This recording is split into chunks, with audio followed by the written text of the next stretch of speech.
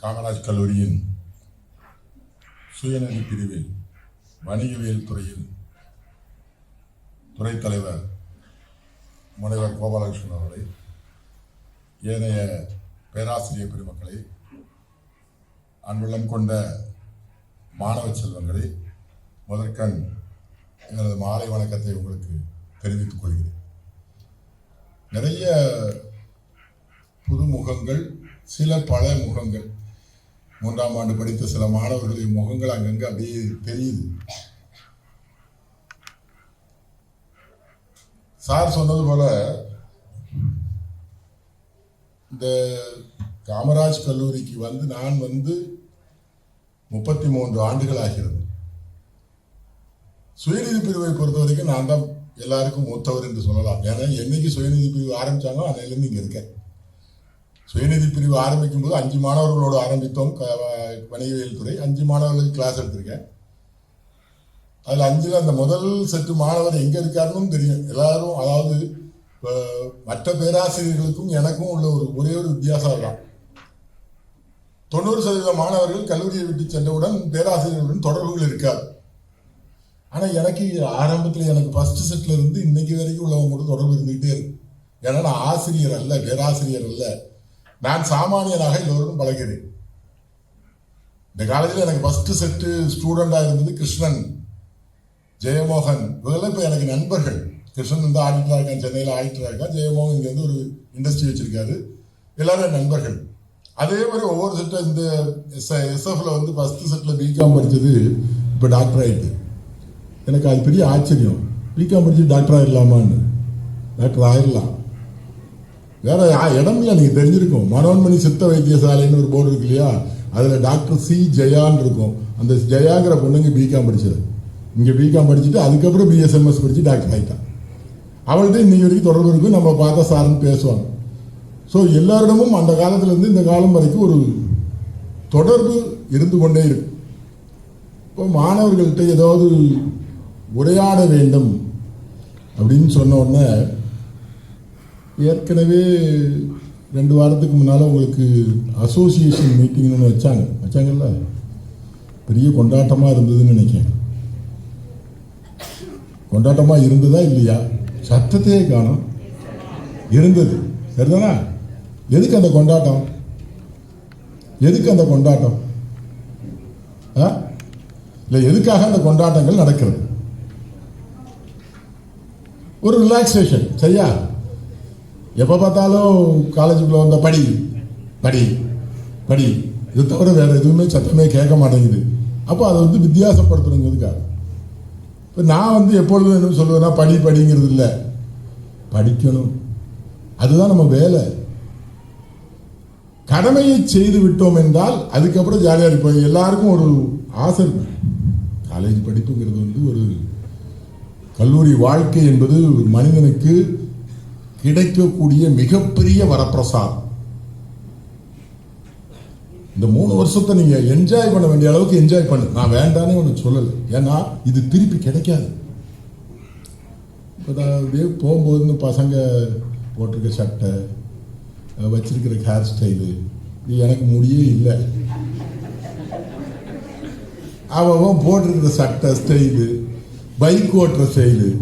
நேற்று முந்தின நாள் 2 நாள் போகவும் இப்படி தற்செயலாடி பார்க்கும்போது ஒரு பைக்கு சர்ன்னு சவுண்ட் விட்டுட்டு போது வருது. நல்லா தான் இருக்கு. எப்போ சாதாரண பார்க்கும்போது நல்லா இருக்கு. ஆனால் மனசுக்குள்ள ஒரு சின்ன வலி. என்ன வலி? எப்போ வலின்னா, தகப்பனாக இருந்து பார்க்கும்போது வலி. ஆனால் பொதுவாக என்னை பொறுத்த வரைக்கும் என்ன மாதிரி இந்த வயசான ஆட்கள்லாம் இப்படி சண்டை போட்டு வர்றது, பேத்து போட்டு வர்றது, தலைமுடி வைக்கலாம் சத்தம் போட்டோன்னு நான் நினைக்கிறது என்னன்னா, அதெல்லாம் பொறாம. உண்மைதானே? நீ போட்டுக்க மாதிரி சட்டை நான் போட்டு போனோன்னு வச்சுக்க, பூ போட்ட சட்டை போட்டு அடி ரோட்டில் நடந்து போனோன்னு வச்சுக்க, என்ன சொல்லுவான் எல்லாரும்? கிழவனுக்கு பாரியா ஆசையா சொல்லுவான்ல.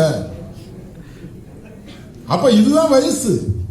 அந்த வயசுல எதைனாலும் நீ போடலாம், எப்படி சட்டனாலும் போடலாம், எப்படி பேண்ட். இந்த பாதி பேர் பேண்ட் கீழே இருக்கு, இந்த பக்கம் மேலே தூக்கி இருக்கு. நான் போட முடியுமா? ஏன்னா போட முடியாது. அது போட வேண்டியது, அனுபவிக்க வேண்டியது, அதுதான் வயசு. அதெல்லாம் அனுபவிக்கணும். அதை நான் அனுபவிக்க கூடாதுன்னு சொல்லல. Enjoy your self. அதே சமயத்தில் எப்பொழுதும் நம்ம என்ன செய்யணும்னா, அது உரிமை. நான் என்னை பொறுத்தவரை சொல்றது, இளைஞர்களாக, மாணவர்களாக, மாணவிகளாக இந்த வயசுல நீங்க அனுபவிக்க வேண்டியது உங்களுடைய உரிமை. அதை தடைக்கு போடுறதுக்கு எனக்கும் உரிமை இல்லை, ஆசிரியருக்கும் இல்லை, உங்க அப்பா அம்மாவுக்கும் இல்லை. எல்லாரும் அதை அனுபவிக்க வேண்டும். இந்த வயசுல தான் முடியும். 40 வயசுல திருமணமாகி 30 வயசு திருமணமாகி குழந்தைகளை பெற்ற பிறகு இதெல்லாம் நினைக்க முடியாது. 1975 சட்டக்கல்லூரி படித்துக்கிட்டு இருந்தேன். 77 சட்டக்கல்லூரியில 1ஆம் ஆண்டு சேர போற, பட்டப்படிப்பு முடிச்சிருக்கேன். அந்த வருஷம் மொத்தமாக தமிழ்நாட்டில் திரைக்கு வந்த திரைப்படங்களின் எண்ணிக்கை 122. நான் பார்த்த திரைப்படங்களின் எண்ணிக்கை 120. 2 தான் பார்க்கல. ஏன்னா அது 2 வரல, அந்த ஊருக்கு வரல. 120 சினிமா பார்த்திருந்தேன். ஒரு வருஷம் ரிலீஸ் ஆகிற சினிமாவில் 122 120 சினிமா பார்த்திருக்கேன். அது அப்போ. இப்போ 7 வருஷமாவது தியேட்டருக்கு போய் 7 வருஷமாவது படம் பார்க்கல. இப்போ கடைசியா அது 7 வருஷம் 4 வருஷம் இருக்கும். கடைசியா வந்து பார்த்த படம், சினிமா தியேட்டர்ல போய் முழுமையாக பார்த்த படம், அந்த கார்த்தி நடித்த கடைக்குட்டி சிங்கமா. அது எத்தனை வருஷம் ஆச்சு? 4 வருஷம் ஆயிருக்கு. ஃபார் 3 years 4 years தெரியல. 4 வருஷத்துக்கு அப்புறம் இப்போ படத்துக்கே போக மனசு வரல. ஆசை இருக்கு, சினிமா பார்க்கணும்னு எனக்கு ஒரு எண்ணம் இருக்கு. ஆனா போறதுக்கு நேரம் இல்லை. அது வயது. இந்த வயதுல உனக்கு எல்லாத்துக்கும் டைம் இருக்கும், எதுக்குனாலும் டைம் இருக்கும். வயது ஆக ஆக உனக்கு பொறுப்புகள் ஏற ஏற ஏற எதை செய்வது, எந்த காரியத்தை செய்யறது. ஒரு 1 hour கேப் கிடைச்சா, ஏதாவது ஃபங்க்ஷனுக்கு கூப்பிட்டீங்கன்னா ஒரு 1 hour கேப். இன்னைக்கு இப்போ ஆக்சுவலா 5 o'clock எனக்கு இன்னொரு ப்ரோக்ராம் இருக்கு. சச்சிதானந்த சபையிலேருந்து ஒரு பேசுறதுக்கு கூப்பிட்டுருக்காங்க. 5 மணிக்கு சச்சிதானந்த சபைக்கு வந்துருங்க சார் இருக்காங்க. சரி சார்னு சொல்லியிருக்கேன். ஸோ டைம் மேனேஜ்மெண்ட் வந்து இப்போ ரொம்ப கஷ்டம். நாளாக டைம் மேனேஜ்மெண்ட் நம்ம என்ன செய்ய வேண்டும். காலையில் என்ன ப்ரோக்ராம், காலையில் இத்தனை மணிக்குள்ளே இதை முடிச்சிடணும். காலையில் ஒரு மேரேஜ், அந்த மேரேஜை முடிச்சிட்டோம். அதுக்கப்புறம் கோர்ட் ஒர்க்கை முடிச்சாச்சு, காலேஜுக்கு வந்தாச்சு. எல்லாத்தையும் ஒரு ஷெடியூல் போட்டு தான் செய்யணும். ஓய்வுக்கு வழி இல்லை. அப்ப இந்த வயதில் நீங்கள் அனுபவிக்க வேண்டும், அனுபவியுங்கள். Enjoy your self. ஆனா அந்த என்ஜாய்மெண்ட் வெறும் என்ஜாய்மெண்டா போச்சுன்னா என்ன ஆயிடும், என்ன ஆகும்? எதுவுக்கும் பிரயோஜனம் இல்லாம போயிடும். கடமையை செய்து விட்டாய் என்றால், நீ உன் கடமை, உனக்குன்னு ஒரு கடமை இருக்கு, கடமையை செய்து விடு. அந்த கடமையை செய்து விட்டு நீ என்ன வேணாலும் செய். சரி சார், கடமையை செய்யறது எப்படிதான் செய்யுது? உனக்கு என்ன கடமை? படிக்கணும். என்ன படிக்கணும்? என்ன படிக்கணும்? பிகாம் படிக்கணும். எப்படி படிக்கிறது? இல்ல படிக்கிறதுனா என்னது? முதல்ல எனக்கு சொல்லுங்க. படிக்கிறதுனா என்னது? ஏதாவது புத்தகத்தை எடுத்து விரித்து படிக்க வேண்டும். நான் சொல்றேன், படி, ஆனந்த விகடன் படி, குமுதம் படி, கல்கி படி, டெய்லி படி. புஸ்தகம் வாங்கு, கல்கி, ஆனந்த விகடன், கதை புஸ்தகம், காமிக்ஸ் படி. வேற ஒண்ணும் இல்லை. படிக்கிறதுங்கிறது வந்து நமக்குள்ள ஒரு சின்ன இது, நமக்குள்ள இருக்கக்கூடிய கன்விக்ஷன். நாம் எதை செய்ய வேண்டும். புறநாட்டில் பாடல் சொல்லுவாங்க, யாதும் ஊரே யாவரும் கேளு, தீதும் நன்றும் பிறர் தர வாரா. வேற யாரும் தர வேண்டாம், நீதான். காலையில படிக்கணும்னு முடிவு பண்ணிட்டேன். செமஸ்டர் பரீட்சையெல்லாம் வருது, இன்டர்னல் பரீட்சைலாம் வருது, படிக்கணும். அலாரத்தை எடுத்து 5 மணி செட் பண்ணி அலாரம் வச்சு படுத்துட்டோம். எத்தனை பேர் அப்படி படுத்திருக்கீங்க? 5 மணிக்கு அலாரம் வச்சு படுக்கிற ஆட்கள் சும்மா கை தூக்குங்க. போ, ஒரு 4 பேராவது இருப்பீங்கிறது தான் ஒரு அல்ப ஆசை. அந்த ஒரு நாள் இருக்கா, சரி. ஆனா இப்ப அடுத்த கேள்வி இருக்கு. இந்த 4 மணிக்கு அலாரம் அடிக்கல, எத்தனை பேர் அந்த அலாரத்தை ஆஃப் பண்ணிட்டு தூங்கியிருக்க?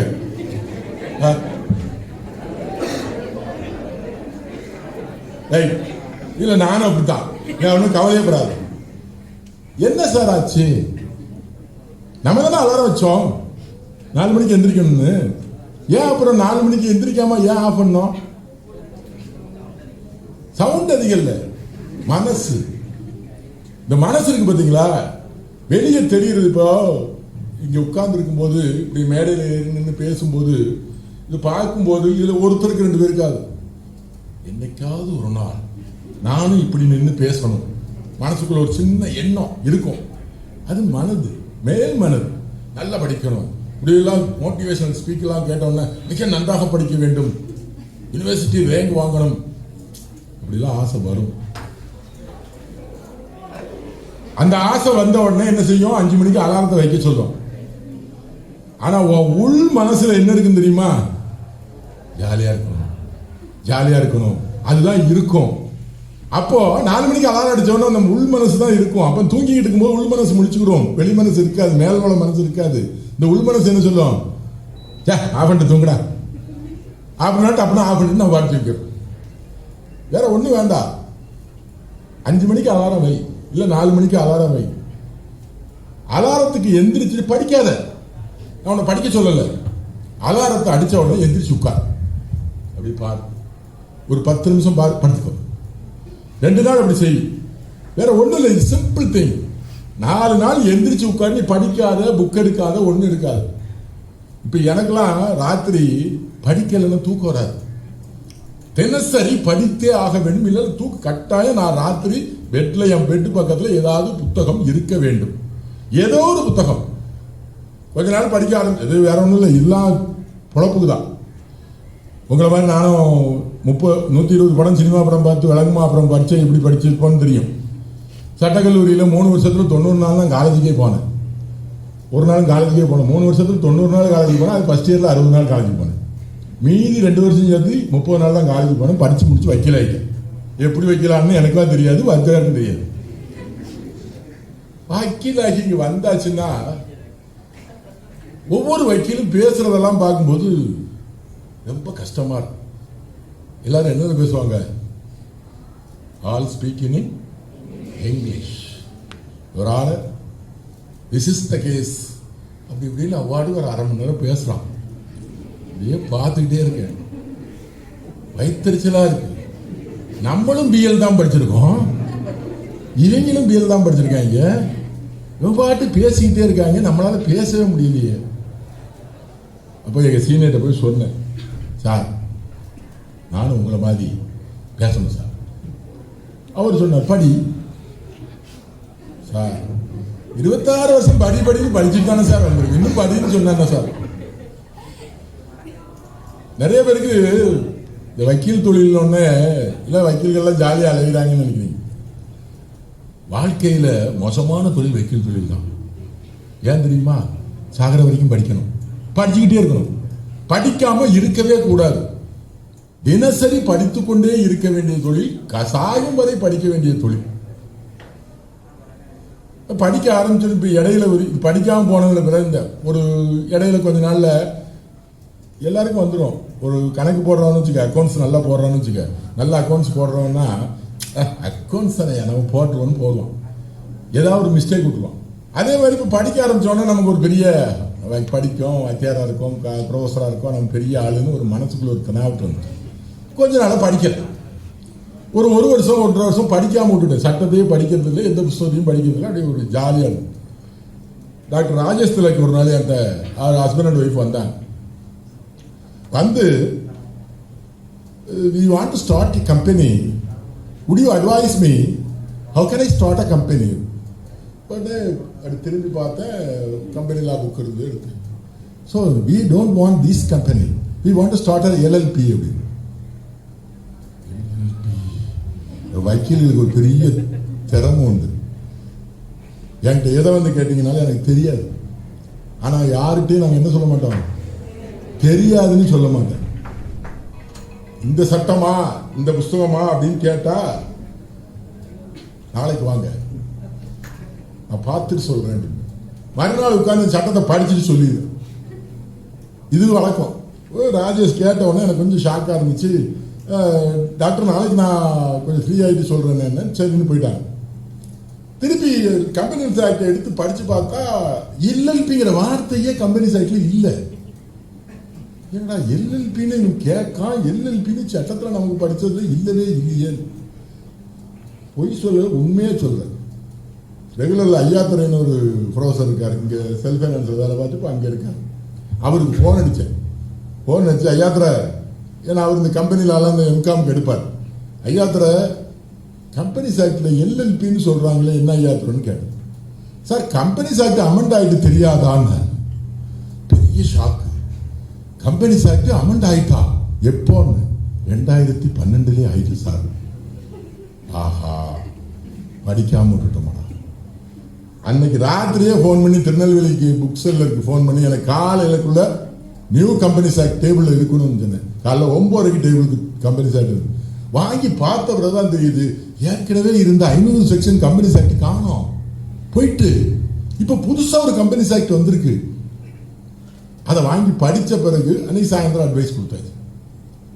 அப்பதான் யோசித்தேன், ஒரு வருஷம் நம்ம படிக்காம இருந்தோம்னா புதிய புதிய சட்டங்கள் வரும். ஸோ வக்கீல் தொழிலுக்கு வந்துட்டோம்னா, வக்கீல் நல்ல வக்கீல் ஆகணும்னா என்ன செய்யணும்? சாகர வரைக்கும் படிக்கணும். சும்மா இல்ல, சாகர வரைக்கும் படிக்கணும். படிக்கலைன்னா ஒண்ணுமே ஒப்பேறாது. இது எனக்கு தெரியாது, இங்கிலீஷ் பேச தெரியாது. எல்லாம் இங்க இருக்கிற எல்லாருக்கும் பாதி பேருக்கு உள்ள ஒரு என்ன சொல்றது, தாழ்வு மனப்பான்மை. அப்படிதான் நான் சொல்லுவேன். இங்கிலீஷ்ல பேசணும்னா எத்தனை பேருக்கு பேசுறதுக்கு தைரியம் இருக்கு? இங்கிலீஷ்ல பேசணும்யா, 2 நிமிஷம் இங்கிலீஷ்ல எழுந்திரிச்சு நின்று பேசணும். எத்தனை பேர் பேசிடுவீங்க? இது 2 மினிட்ஸ், வெறும் 2 மினிட்ஸ் தான் இங்கிலீஷ்ல பேசணும். இல்ல நான் இங்கிலீஷ்ல கேட்கிற கேள்விக்கு இங்கிலீஷ்லயே பதில் சொல்லணும். எத்தனை பேர் ரெடி? எல்லாரும் எல்கேஜி யூகேஜி அதுல இருந்து தானே இங்கிலீஷ் படிச்சுட்டு இருக்கீங்க. எங்களுக்கு 5ஆம் கிளாஸ்ல தான் ஏபிசிடியே சொல்லி கொடுத்தான். 5ஆம் கிளாஸ் வந்த பிறகுதான் வாத்தியார் ஏ அப்படிம்பாரு. 10 வயசுல 10-11 வயசுல நான் ஏ படிச்சேன். Then how can I talk in English? இன்னைக்கு தெரியல, இங்கிலீஷ்ல ஒரு 1 hour பேச சொன்னாலும் பேசுவேன். இங்கிலீஷ்ல பேசணும்னா நான் நினைச்சேன். அப்படியே மூஞ்செல்லாம் பார்த்தோன்னே தமிழ்ல பேசினாலே பாதி பேர் தூங்கிடுவான். நம்ம பாட்டுக்கு இங்கிலீஷ்ல பேசணும்னா இவ்வளவு இருக்கிற அத்தனை பேரையும் தூங்க வச்சு ஒரு பெரிய மாதாவாக மாறிவிடுவோமோ அப்படிங்கிற யோகத்துல தமிழ்ல பேச. இப்ப இங்கிலீஷ்ல என்னால பேச முடியுது. எப்படி? முதல் குவாலிட்டி உங்களுடைய கேரியர்ல உங்களுக்கு வேண்டிய முதல் குவாலிட்டி, தூர தூக்கி போடு. அடுத்தவன் என்ன நினைப்பாங்க? நான் எல்லாத்தையும் என்ன வைத்தே தான் சொல்றேன். அடுத்தவன் என்ன நினைப்பான்னு நினைச்சிருந்தா நான் இன்னைக்கு இல்லை. அடுத்தவன் என்ன நினைப்பான் என்று நினைத்திருந்தால் நான் இன்று இல்லை. என் சீனிட்ட போய் கேட்டேன், சார் என்ன சார்? இல்ல, முதல் நாள் ஒரு கட்டை கையில கொடுத்தாரு. இங்க இல்ல, தூத்துக்குடியில வந்து பிராக்டிஸுக்குன்னு வந்து வக்கீல்கிட்ட போயிருக்கேன். நான் இன்னைக்கு தான் வந்து சேர்ந்திருக்கேன் வக்கீலாக. வந்து சேர்ந்த உடனே என் கையில ஒரு கட்டை கொடுத்தாரு. நாளைக்கு காலையில 10 மணிக்கு மதுரையில் உள்ள கஸ்டம்ஸ் கோர்ட்னு ஒன்று இருக்கு, கடத்தல் சம்பந்தமான கேஸ். இந்த கோர்ட்ல போய் இந்த கேஸ இந்த ஜாமீன் மனுவை பெயில ஒருத்தன் உள்ள இருக்கான், அவனுக்கு ஜாமீன் வாங்கணும். இந்தாங்க இது பெட்டிஷன், இதுக்கு ரூபா உங்களுக்கு 200 அப்போ 83 கொடுத்து நீங்க போயிட்டு வாங்கன்றார். எனக்கு பயம். முத நாள் இங்கிலீஷ் தெரியாது, ஒன்றும் தெரியாது சார். ஏதாவது அவரே சொன்னார், இது தரமாட்டாங்க, எனக்கு கடத்தல்காரன் பெரிய கில்லாடி, அவன் உள்ள போய் 10 நாள் தான் ஆகுது, குறைஞ்சபட்சம் 3 மாசம் கழிச்சு தான் அவனுக்கு தருவாங்க. ஆனா அவனுக்கு அப்படி சொல்ல முடியாது, அதனாலதான் நான் போட சொல்றேன்.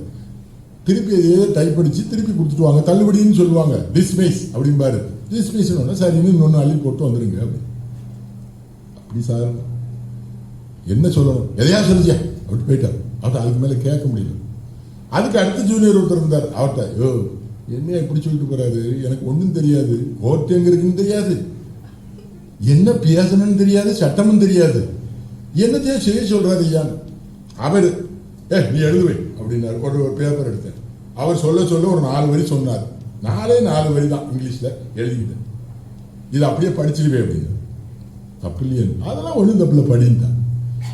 மறுநாள் பெட்டியை தூக்கிட்டு காலையில் 5 மணிக்கு பஸ் பிடிச்சி ஏறி காலைல 10 மணிக்கு கோர்ட்டுக்கு போயிட்டேன். தேடி கண்டுபிடிச்சு போகிறேன். கரெக்டாக 10 நான் கோர்ட்டுக்கு அந்த ஹால் இதே மாதிரி வாசலில் உள்ளே வாரேன். இதான் ஜட்ஜு எல்லாம் உட்காந்துருக்காங்க, எல்லாம் இருக்காங்க. உள்ளே போனோடனே நம்ம கேஸை தான் கூப்பிட்றோம். கரெக்டான நேரத்துக்கு போயிருக்கேன். கோர்ட்டை மாட்டிட்டு உள்ளே போகிறேன். பேரை கூப்பிட்டுட்டான். கூப்பிட்ட உடனே அப்படியே உள்ளே போனேன். உள்ளே போய் நின்றுட்டு பேரை சொல்லிட்டானா, பேப்பரை எடுத்தேன். கடன்னு படித்தேன். படிச்சு முடிக்கிறதுக்குள்ள அங்கே அவ்வளோ பேர் சிரிக்கான். விழுந்து சிரிக்கான். ஜட்ஜி விழுந்து சிரிக்கான். எல்லாரும் சிரிக்கான். வக்கீல் சிரிக்காங்க. ஒரு 50 வக்கீல் இருப்பாங்க. 50 வக்கீல் சிரிக்காங்க. ஜட்ஜ் எப்படி சிரிக்காது. என்னையா அப்படின்னு நமக்கு இப்படி ஒன்றும் புரியல. அப்பவும் எனக்கு ஒன்றும் புரியல. அப்படியே பேக் மாதிரி நிற்க. ஆனா ஒன்னே ஒன்று மட்டும் தெரியுது. என்னது தெரியுது? நம்ம பேசுறது முழுசும் தப்புன்னு தெரியுது. அப்படியே நின்ன. அவன் அடுத்த மேல இருந்து இதெல்லாம் கேட்டு சிரிச்ச உடனே சிரிச்சுட்டே சொல்றான், how many years standing in the bar அப்படின்னு. எத்தனை வருஷம் ஆச்சுடா நீ வக்கீலா இருக்கீன்னு கேட்டான். நம்ம பதில் இருந்தது இங்கிலீஷ்ல ஃபுல்லா தெரியாது. 1 day. அதான் தெரியும். 1 day. கையில வச்சிருந்த கேஸ் எடுத்து தூக்கி போட்டான். 1 day. இன்னைக்கு தான் நீ வக்கீலா இருக்கானா தலையாட்ட. அப்பவும் இங்கிலீஷ்ல சொல்ல தெரியாது. பப்ளிக் ப்ராசிக்யூட்டர் கூப்பிட்டான். பப்ளிக் ப்ராசிக்யூட்டர் அவரு கிளாஸ்மேட். நம்ம எல்லாம் வக்கீலாகும் போது 4 வருஷம் கழிச்சு கட்டே கையில வந்துச்சு. இவன் இன்னைக்குதான் வக்கீலா இருக்காங்க. இங்க வந்து நின்று சொல்றான். சொல்லிட்டு சொன்னாரு, டேய் நீ சொன்னது அவ்வளவு முழு பொய், முழு தப்பு, இப்படி சொல்லக்கூடாது. ஆனாலும் நீ ஒரே நாள்ல வக்கீலா தைரியமா வந்து இந்த கோர்ட்ல பேசுனதுக்காக கொடுக்க கூடாத ஜாமீன் இன்னைக்கு கொடுக்க போற வழக்கம். முத கேஸ் நீ தைரியமா பேசிட்ட, அதனால இந்த கேஸ்ல உனக்கு ஜாமீன் கொடுத்துறேன். நீதிபதி மற்ற வக்கீல பாதியோ இதை காரணம் காட்டி வரவனும் கேட்கக்கூடாது, இது இவனுக்கான சிறப்பு சலுகை அப்படின்னு சொல்லிட்டு நீ வாழ்க்கையில ஜெயிச்சிருடான்னா.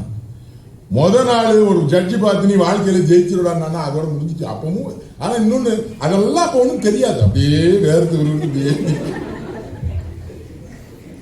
வெளியே வந்தவன அந்த பப்ளிக் ப்ராசிக்யூட்டர் வந்து தட்டி கொடுத்தாரு. பரவாயில்ல, நீ சொன்னது எதுவுமே சரியில்லை, நீ எழுதி படிச்சது எல்லாமே தப்பா படிச்ச, இங்கிலீஷ் சரியில்லை, நீ சொன்ன விஷயம் சட்டமும் சரியில்லை, எல்லாம் சரியில்லை. ஆனா வக்கீல்ங்கிறவனுக்கு முதல்ல என்ன வேணும்? தைரியம். அவ்வளவுதான், எதையும் சொல்லலாம். அது ரைட். கொலைகேஸ்ல போய் கொலை செஞ்சவனை போய் இவரான காந்தியடிகள் மாதிரி என் கட்சிக்காரர் தான் கொலை செய்தார், ஏதோ பார்த்து செய்யுங்கன்னு சொல்ல முடியுமா? செய்யலன்னு தான் சொல்லணும்.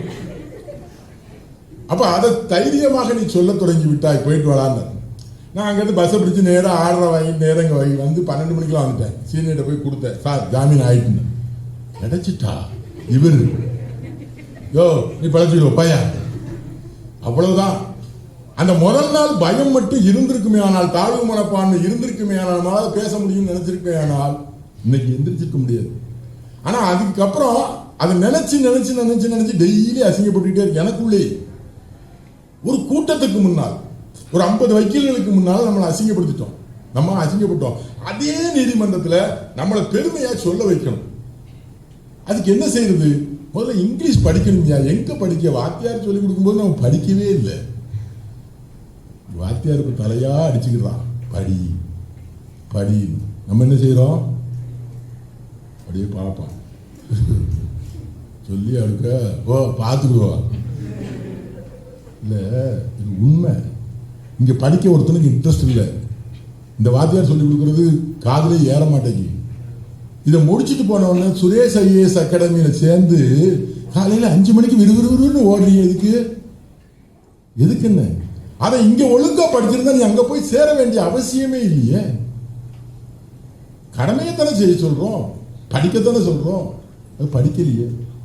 அப்பதான் சொன்னாரு எங்க சார், கேட்ட சார் படிக்கணும் சார், ஏதாவது படிக்கணும்.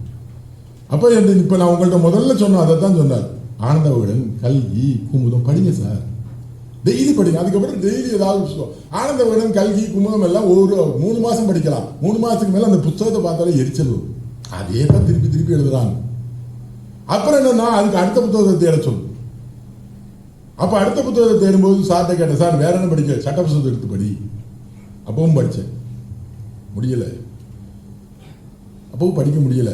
சார் இங்கிலீஷ்ல பேசணும் சார், நான் ஒழுங்கா மாதிரி இங்கிலீஷ்ல பேசணும். அப்பதான் சொன்னாரு, கண்ணாடி முன்னாள் பேசுனார்.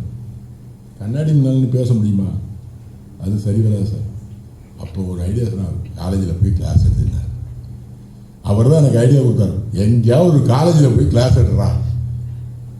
எதுக்கு சார்? உனக்கு தெரிஞ்ச இங்கிலீஷ் கூட அவனுக்கு தெரியாது.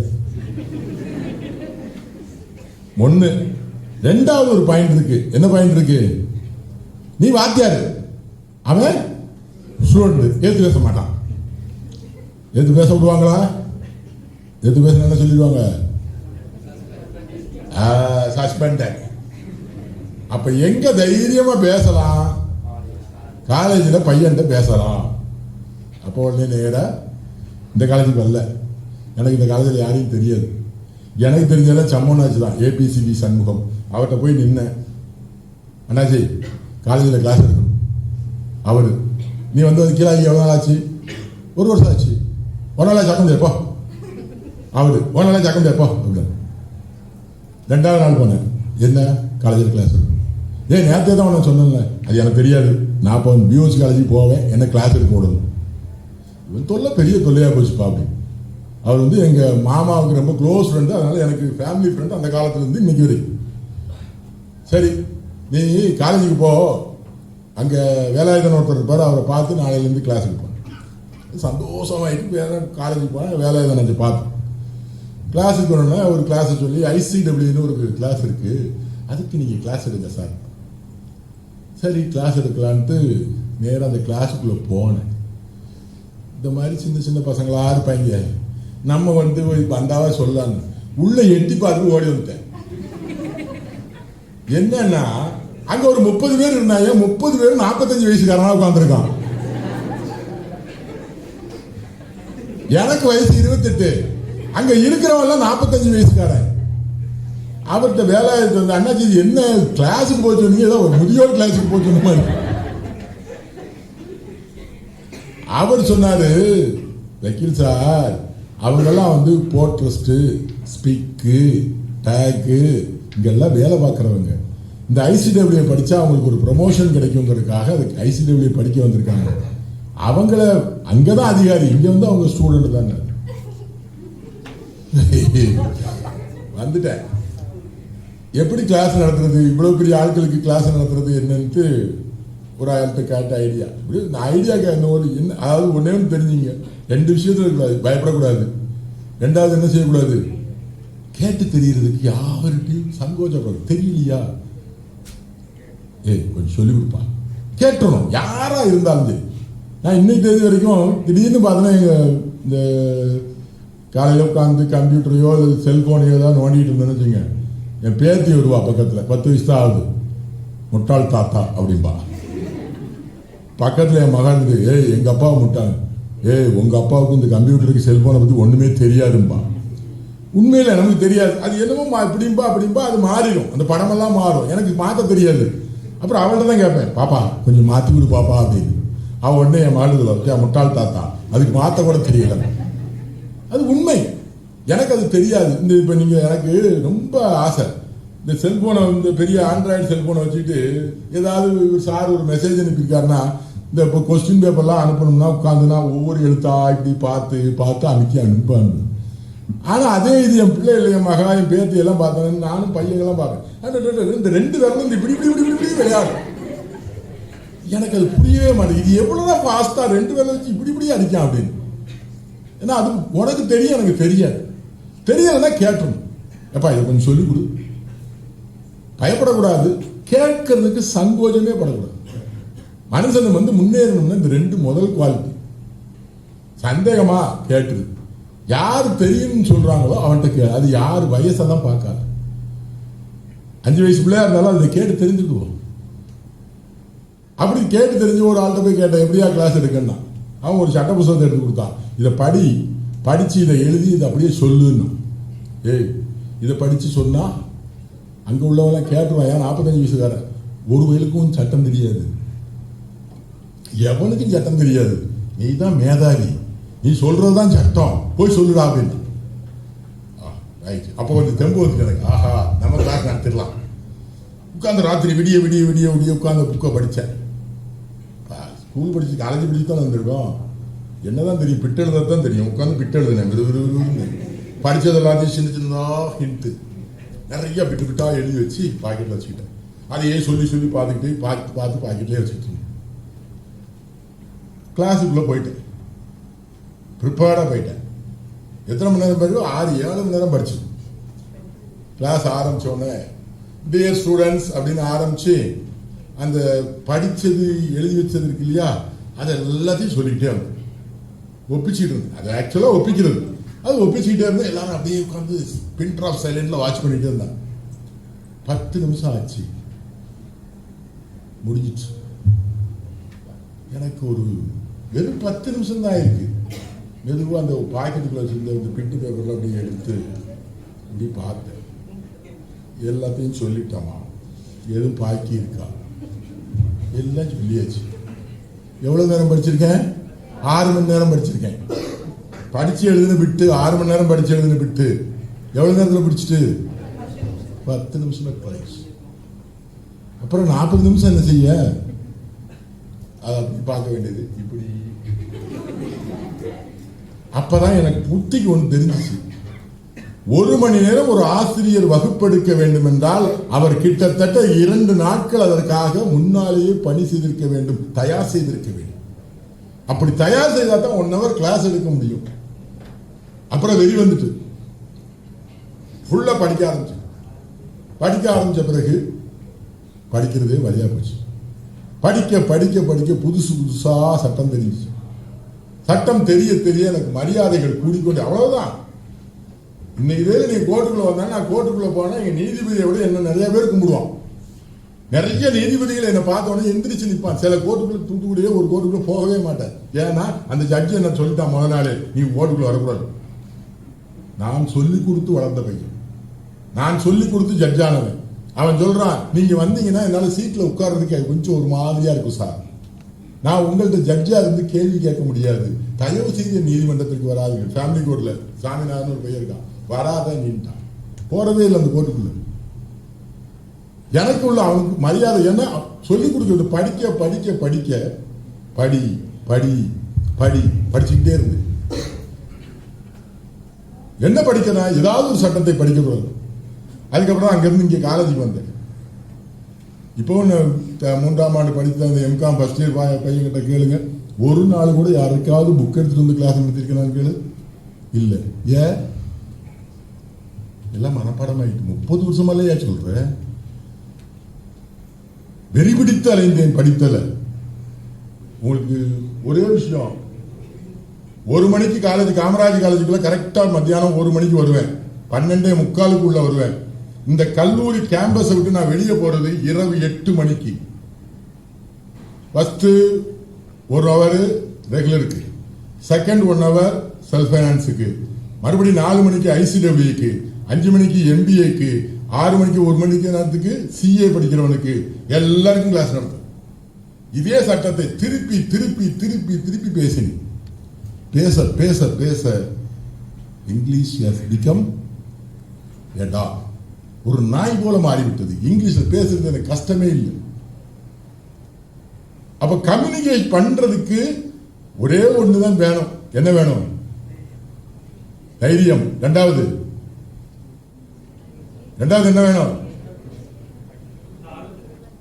சந்தேகத்தை கேட்க தெரிஞ்சு. தப்பா பேசணுமா கேளு, தைரியமா பேசு. முதல்ல தப்பா இருந்தாலும் இங்கிலீஷ்ல பேசு. ஒரு சரித்திர காலத்து நிகழ்ச்சி ஒன்று உண்டு. காந்தியடிகள் இருந்தார். காந்தியடிகள் யாரு தெரியல நமக்கு. நமக்கு தெரிஞ்ச காந்தியில இல்ல. காந்தினா யாரு? காந்தி? தேசப்பிதா காந்தி. அவர் மனைவி கஸ்தூரிபா காந்தி. அந்த அம்மா தமிழ்நாட்டுக்கு சுற்றுப்பயணம் வந்திருக்காங்க. அந்த அம்மாவுக்கு இந்திய தவிர வேற எதுவும் தெரியாது. தமிழ்நாட்டுக்காரனுக்கு எவனுக்கும் ஹிந்தி தெரியாது. அந்த காலத்துல இருந்து இன்னைக்கு தெரிஞ்ச வரைக்கும் நம்ம அதை மெயின்டைன் பண்றோம். எதை மெயின்டைன் பண்றோமோ இல்லையோ, அந்த காலத்துல இந்த காலத்து வரைக்கும் ஹிந்தி தெரியாதுக்கிறத மெயின்டைன் பண்றோம். ஹிந்தி அவனுக்கு தெரியாது. அந்த அம்மா ராஜாஜி கூட வருது, வந்து ஒரு இடத்துல பாக்குது சேலைகளுக்கு துணிகளுக்கு சாயம் போட்டு கொண்டிருக்கிறார்கள். பொம்பளை ஆட்களுக்கு எப்பவும் சேலை துணி சாயம்னா துணி பார்த்துட்டாங்கன்னா தான் போயிடுவாங்க அந்த பக்கம். கஸ்தூரிபா காந்தியும் போயிட்டு போன உடனே அந்த சாயம் போகுமா போகாதான்னு அந்த அம்மாவுக்கு ஒரு சந்தேகம். இப்ப அது கேட்கணும், அதுக்கு என்னதான் தெரியும்? ஹிந்தி. இங்க இருக்கிறவனுக்கு என்ன தெரியாது, எப்படி கேட்கன்னு யோசிக்க, அதுக்கு இங்கிலீஷே தெரியாது. சோ அது இங்கிலீஷ்ல ட்ரை பண்ணுது. என்ன ட்ரை பண்ணுது? கலர் கோ அப்படிங்க. சாயம் போகுமாங்க, கலர் கோ. ராஜாஜி மெத்த படித்தவர், எல்லாம் தெரிந்தவர், அவர் தான் பக்கத்தில் இருக்காரு. இப்ப அவர் பதில் சொல்லணும். அந்த அம்மாவை கிண்டல் பண்ணி சொல்லிடலாம், ஆனா அது என்ன ஆயிரும்?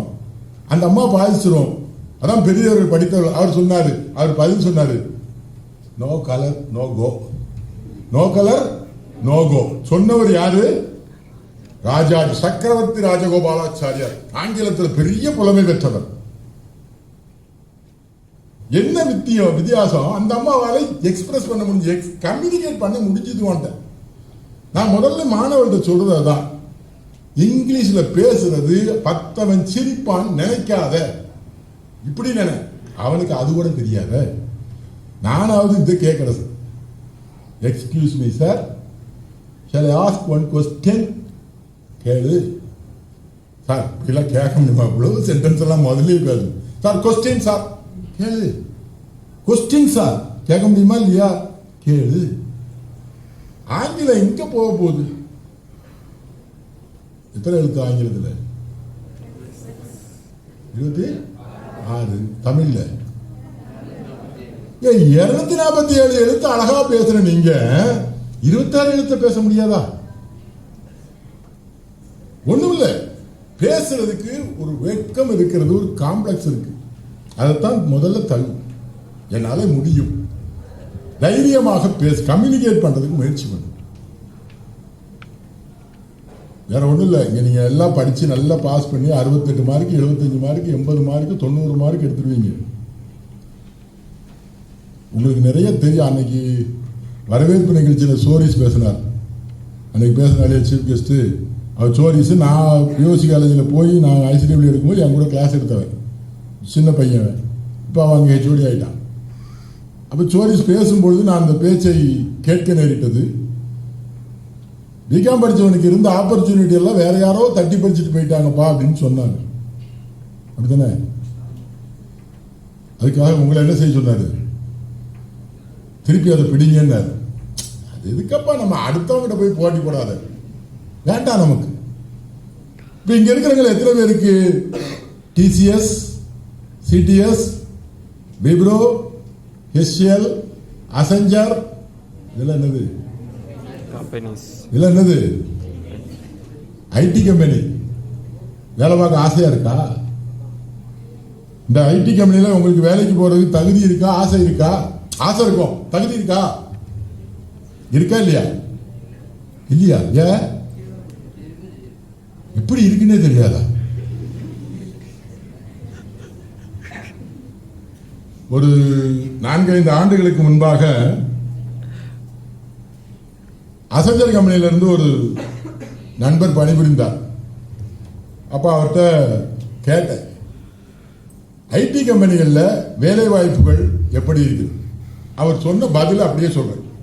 சார், எங்களுடைய தேவை, ரிக்வயர்மெண்ட், அவர் ரிக்வயர்மெண்ட் பெரிய for all IT companies, including எல்லா கம்பெனிஸ் சேர்த்து, the requirement for the technical graduates, that means BE graduates, அவர் ரிக்வயர்மெண்ட் இஸ் 1 lakh போஸ்ட். ஒரு ஆண்டிற்கு 1 லட்சம் பொறியியல் பட்டாதாரிகள் எங்களுக்கு தேவை. But we are having 1,40,000 candidates. 1,40,000 பேர் எங்களுக்கு வருகிறார்கள் போட்டி. நாங்கள் அதிலிருந்து 1,00,000 பேரை தேர்வு செய்கிறோம் அப்படின்னு. செகண்ட் திங் சார், என்ன? we require 70,000 BCom graduates. 70,000 வணிகம் முடித்த பட்டாதாரிகள் எங்களுக்கு தேவை. Unfortunately, only 10,000 candidates we are procuring. 10,000 நபர்கள் மட்டும்தான் ஆண்டுக்கு எங்களுக்கு கிடைக்கிறார்கள். 60,000 போஸ்ட் ஒவ்வொரு ஆண்டும் காலியாகவே இருக்கு. நினைச்சு பார்த்திருக்கீங்களா யாராவது? உங்களுடைய வட்டம் இன்னும் இந்த பேங்க், இந்த ஷிப்பிங் கம்பெனிக்குள்ளே இருக்கு. இல்ல, உன்னுடைய ஆப்பர்ச்சுனிட்டி, காமர்ஸ் ஸ்டூடெண்ட் ஆப்பர்ச்சுனிட்டி எங்கேயோ இருக்கு. என்ன ரிக்குவயர்மெண்ட் தேவைப்படுது அவனுக்கு? என்ன போஸ்டிங் உங்களை எடுப்பான்? பிஇ படிச்சவன கம்ப்யூட்டர் ப்ரோக்ராம் அதை எடுத்துருவான். ஒன்னு என்ன போஸ்டுக்கு எடுப்பான்? என்ன போஸ்டுக்கு எடுப்பான்?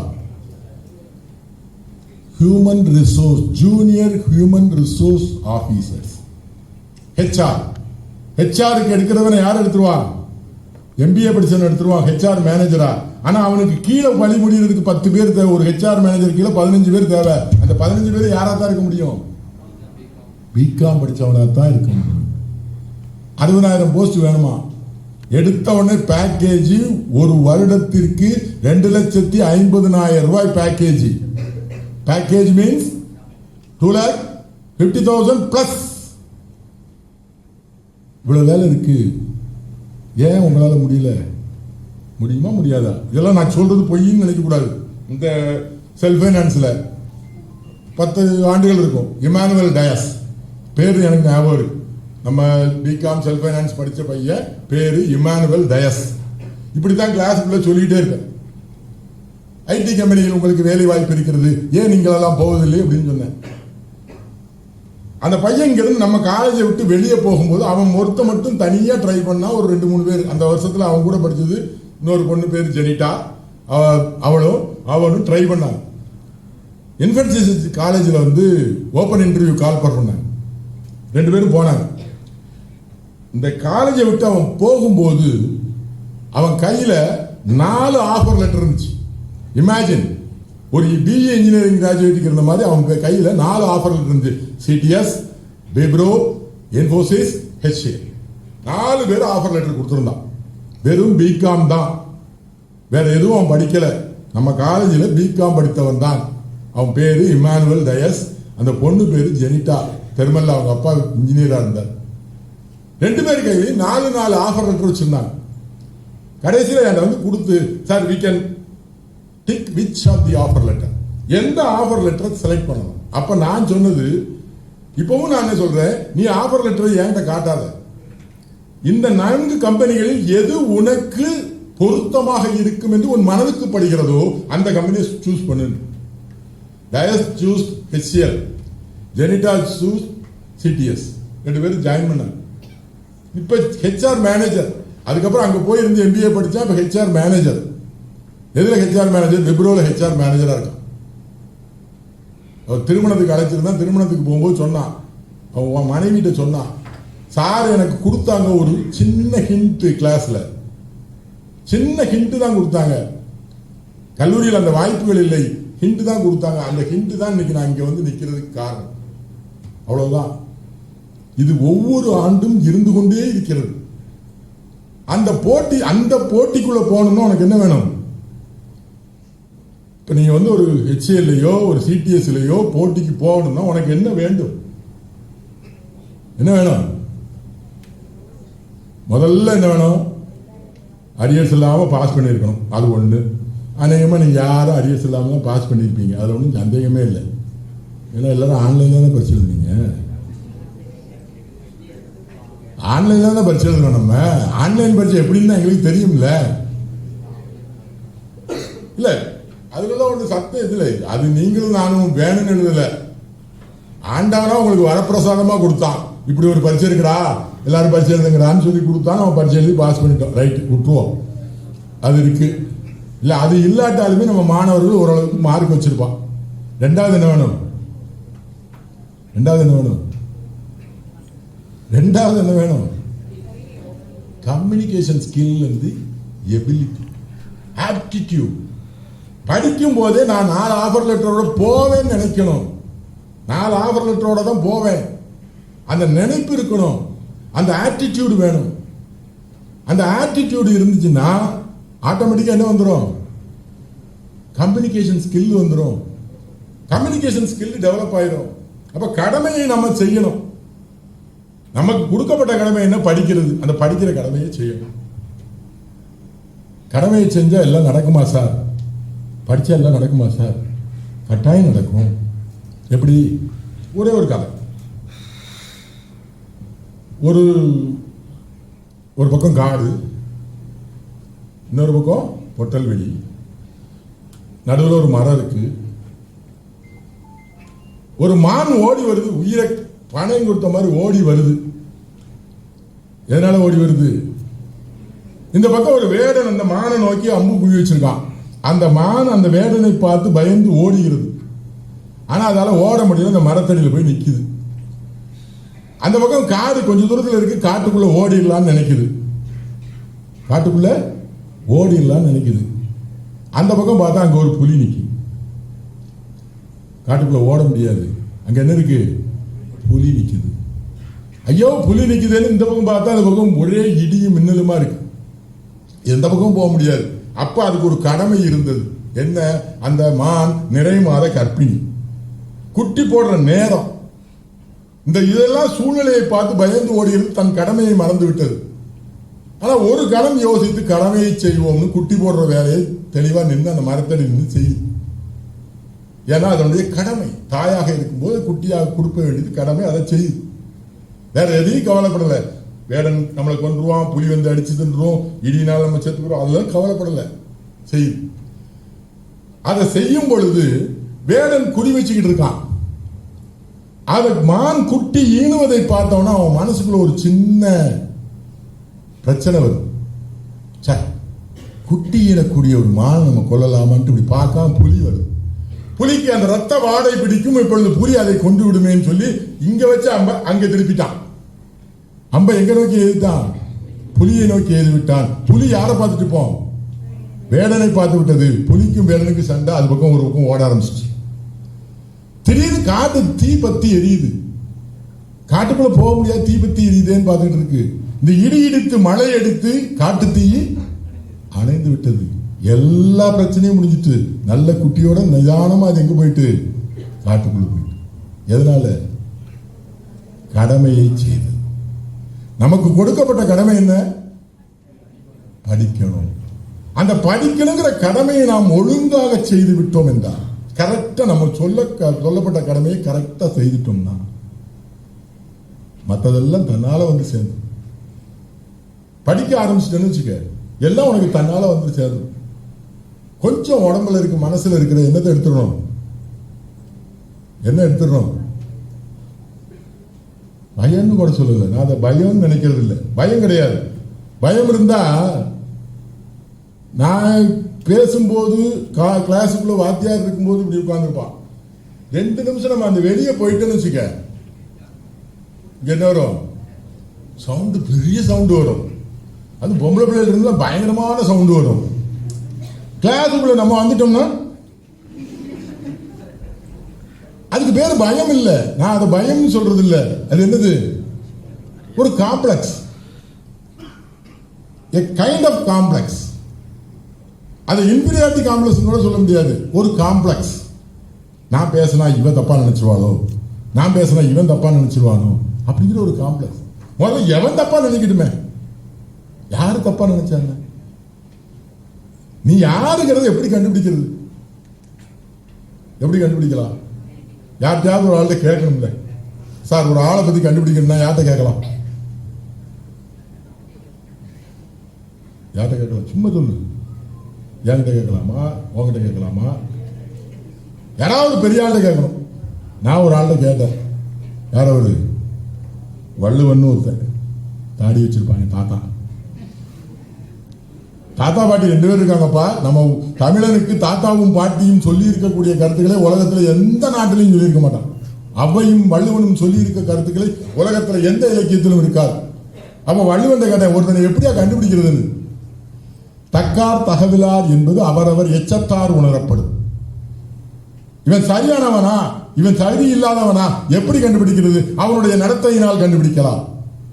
அவனுடைய நடத்தையை வைத்து அவன் எப்படிப்பட்டவன் என்று கண்டுபிடிக்கலாம். எந்த செயலை அவன்கிட்ட கொடுக்கலாமா, யார்கிட்ட கொடுக்கலாம்? இதனை இவன் ஒடிப்பான் என்றாய்ந்து அவனை அவன் கண் விட்டுவிடும். எல்லாத்துக்கும் சொல்லியிருப்பார். டெபனிஷன் கிளாஸ் எல்லாம் வள்ளுவன்ட்ட போனீங்கன்னா டெபனிஷன் கிளாஸ் எல்லாம் பெரிய கில்லாடி. அது திருக்குறள் வரைக்கும் நீங்க எத்தனையோ குரல் கேட்டுருப்பீங்க. எந்த இடத்துலயாவது வள்ளுவர் ஒரு இடத்துலயாவது ஏன்னா வள்ளுவன் வந்து பொய்யாமொழி புலவன். ஒரு இடத்துலயாவது உண்மைங்கிற வார்த்தை எங்கேயாவது பயன்படுத்திருக்கானு பாருங்க. எந்த குரல்லையாவது உண்மையே பேசுன்னு எங்கேயாவது சொல்லியிருக்கானா? எப்பமா வள்ளுவன் சொல்லியிருக்கானா? சொல்லவே இல்லை, சொல்ல முடியாது. உண்மையை ஒருத்தன் பேசலையா? உலகத்துல உண்மையை பேசுற ஆளே கிடையாது. நானும் இப்பதான். உண்மைன்னு என்னது? உண்மை என்றால் என்ன? உண்மை என்றால் என்ன? உள்ளதை, உள்ளத்தில் உள்ளதை உள்ளபடியே பேசுதல். இதுக்கு பேராயா உண்மை. உள்ளத்தில் உள்ளதை உள்ளபடியே பேசு. நான் மனசுக்குள்ள என்ன நினைக்கிறேன் அதை அப்படியே பேசினா அது உண்மையாக இருக்கிறேன்னு இந்த அர்த்தம். எவனாவது மனசுக்குள்ள இருக்கிறது எவனாவது பேசுறானா? ஒருத்தனாவது யாராவது பேச முடியுமா? ஒரு வந்தா ஒரு அழகான பொண்ணு போச்சுன்னு வச்சுங்க, நான் பார்க்கறேன், நீ பார்க்க, எல்லாரும் பார்க்கறோம். பார்த்தவொன்னே என்ன எண்ணம் தோணும்? ஒவ்வொருத்தருக்கும் ஒவ்வொரு எண்ணம் தோணும். உண்மையை பேசுங்கள் அப்படின்னு சொன்ன உடனே அதை பத்தி நான் பேச முடியுமா ஐயா? வள்ளுவனுக்கு தெரியும் இது. அதனாலதான் உண்மையை சொல்ல. அவன் எதை சொன்னான்? வாய்மையை சொன்னான். வாய்மைன்னா என்னன்னு கேட்டா, வாய்மை எனப்படுவது யாதெனும் யாதொன்றும் தீமை இல்லாத சொல்ல. அடுத்தவனுக்கு பாதிப்பு இல்லாம நீ எதை பேசினாலும் வாய்மை தாடா. அவ்வளவு அழகா சொன்னான், கரெக்டா சொன்னான். நிறைய பேருக்கு சந்தேகம் இருக்கும். தமிழ்ல பாட்டி ஒண்ணு சொல்லுவாங்க, தாத்தா ஒண்ணு சொல்றாரு. பாட்டி சொல்றது அறம் செய்ய விரும்பு. படிச்சிருக்கோம்ல எல்லாரும், டீச்சர் சொல்லி கொடுத்துருவா. அறம் செய்ய விரும்பு அப்படின்னு 60 சினம் அதான் நம்ம சொல்லியிருக்கோம். அறம்னா என்னையா? இப்ப எனக்கு வேண்டியது அறம்னா என்ன? அறம்னா என்னது? எங்க இருக்கு? எனக்கு டெஃபினிஷன் வேணும், கரெக்டா சொல்லணும். அறம்னா இது, இன்னார் சொல்லியிருக்காங்க, இதான் அறம்னு. அறம்னா என்னது? அறம்னா என்னது? அறம் செய்ய விரும்புன்னு அந்த அம்மா சொல்லிட்டு போயிட்டு, ஏன்னா அது பெரிய பொல்லாத கிளவி. அதுக்கிட்ட இருக்கிற மாதிரி அறிவு உலகத்தில் எவனுக்கும் கிடையாது. பிராக்டிக்கல். அதாவது வள்ளுவன் வந்து வாழ்க்கையை செம்மைப்படுத்துவதற்கு சொல்லுவான். இந்த அம்மா அப்படி இல்ல, பிராக்டிக்கலா நடக்கிறத உள்ளதை உள்ளபடி போட்டுன்னு போட்டு உடைச்சிடும். படிக்கணுமான்னு கேட்டா அந்த அம்மா சொல்லும், திரைகடல் ஓடியும் திரவியம் தேடுங்க. திரைகடல் ஓடியும் திரவியம் தேடு. எங்க வேணாலும் பணம் தான்டா முக்கியம். ஏன்னு கேட்டா, எதுக்கு படிக்கல? முட்டாள். ஆனா என்ன இருக்கு? துட்டு இருக்கு.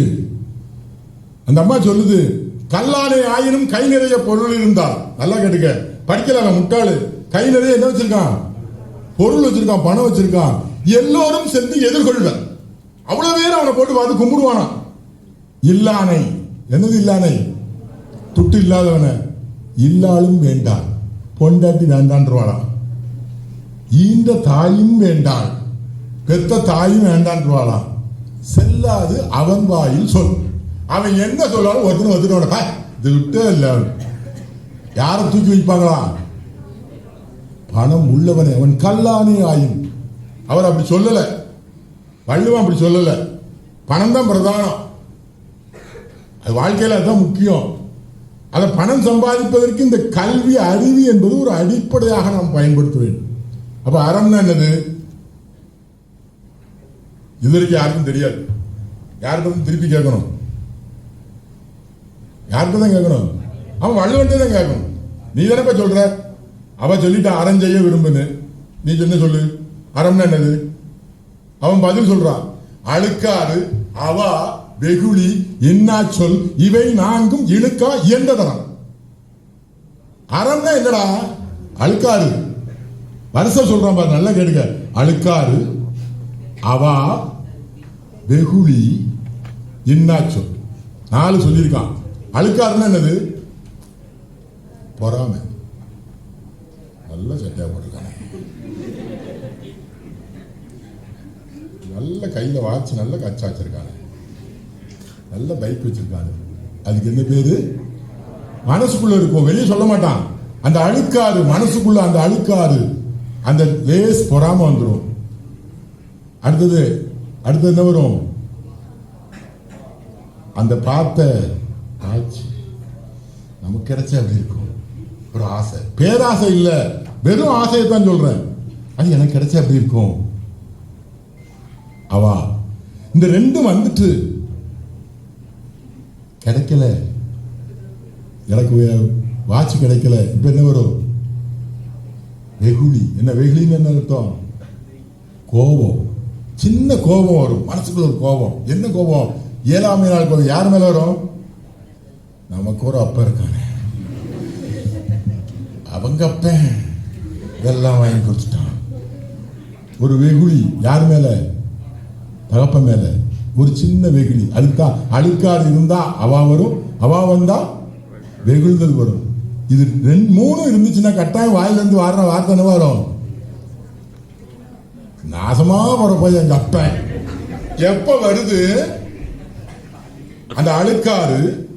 அதனால் ஏற்பட்ட அவா, அதனால ஏற்பட்ட வெகுளி, அதனால ஏற்பட்ட என்னாச்சு?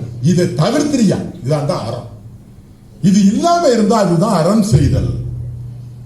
எதை பற்றியும் ஆசைப்படாதே, அடுத்தவனோட கம்பேர் பண்ணாதே. சொல்றான் அவன் 80 மார்க் வாங்கிட்டானே, அது உங்கள்டையும் சொல்லக்கூடாது. யார்கிட்ட சொல்லணும்?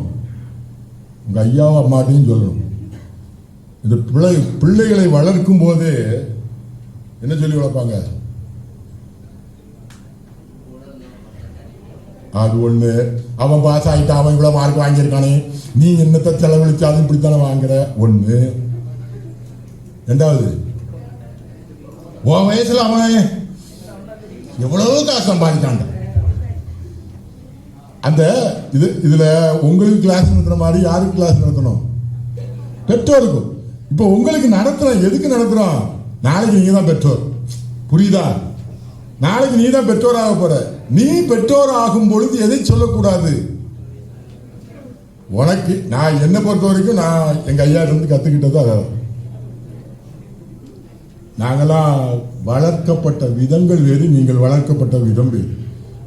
கிளாஸ்ல சேட்டை பண்ணா எங்க ஐயா வாத்தியார்ட்ட போய் சொல்றாரு, விளங்குமா கூட்டி கொண்டு போய் விட்டு வாத்தியார் வர சொல்லிட்டாரு, நான் சேட்டை பண்றேன்னு வந்துட்டாரு. வந்தா என்ன சொல்லணும் வாத்தியார்ட்ட? இப்போ உள்ள பேரண்ட்ஸ் எல்லாம் சொல்றாங்க, என் பிள்ளை ரொம்ப நல்ல பிள்ளையா அப்படிப்பாங்க. எங்க ஐயா அப்படி சொல்லியிருக்கணும் இல்லையா? அவர் என்ன சொன்னார் தெரியுமா? சார், கண்ணா முட்டையை தவிர மீதி எல்லாத்தையும் உரிச்சு எடுத்துருங்க சார். ஆனா அவர் சொன்னது எங்க தமிழ் வாத்தியார் சார்ட்ட. ஏன்னா அவர் தான் தமிழை எனக்கு போதித்தவர். யூடியூப்ல பாத்தீங்கன்னா சண்முக வடிவேல் சிரிக்க சிரிக்க சிரிக்க பேசுவார். ஒரு தமிழாசிரியர் யூடியூப்ல போட்டு சண்முக வடிவேல் போட்டு அவர் தான் வருவார். அவர் தான் எனக்கு தமிழ் வாத்தியார். இன்னைக்கு திருக்குறளை இவ்வளவு பேசுறேன், அவையை பற்றி பேசுகிறேன், சிலப்பதிகாரத்தை பற்றி பேசுவோம். கண்டனன் சீதையை கற்பினுக்கணியை, எங்க கண்டனன் சீதையை கற்பினுக்கணியை கண்களால். எந்த இதுல வருது? கம்பராமாயணத்துல. யார் சொல்றா? சொல்லின் செல்வர் என்று சொல்லக்கூடிய அனுமன் சொல்கிறான். அவனுக்கு பேர் சொல்லின் செல்வர். எதுக்கு சொல்லின் செல்வன் வச்சானா, சீதையை தேடி பல இடத்துக்கு போயிட்டு வராங்க ஒவ்வொருத்தரா. போறவெல்லாம் அப்படி தலையை வந்துட்டு ராமன் வரான். ராமன் ரைட்டாராங்க, அவன் கடவுளோ இல்லையோ அவர் மனுஷன்.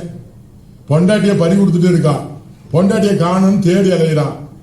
ஒவ்வொருத்தரா தேடி போனவெல்லாம் வந்து உன் பொண்டாட்டியை காணுமியாங்க வீரகுல அப்படி, ஐயோ என் பொண்டாட்டி என்ன அளவுக்கு இருக்கான்.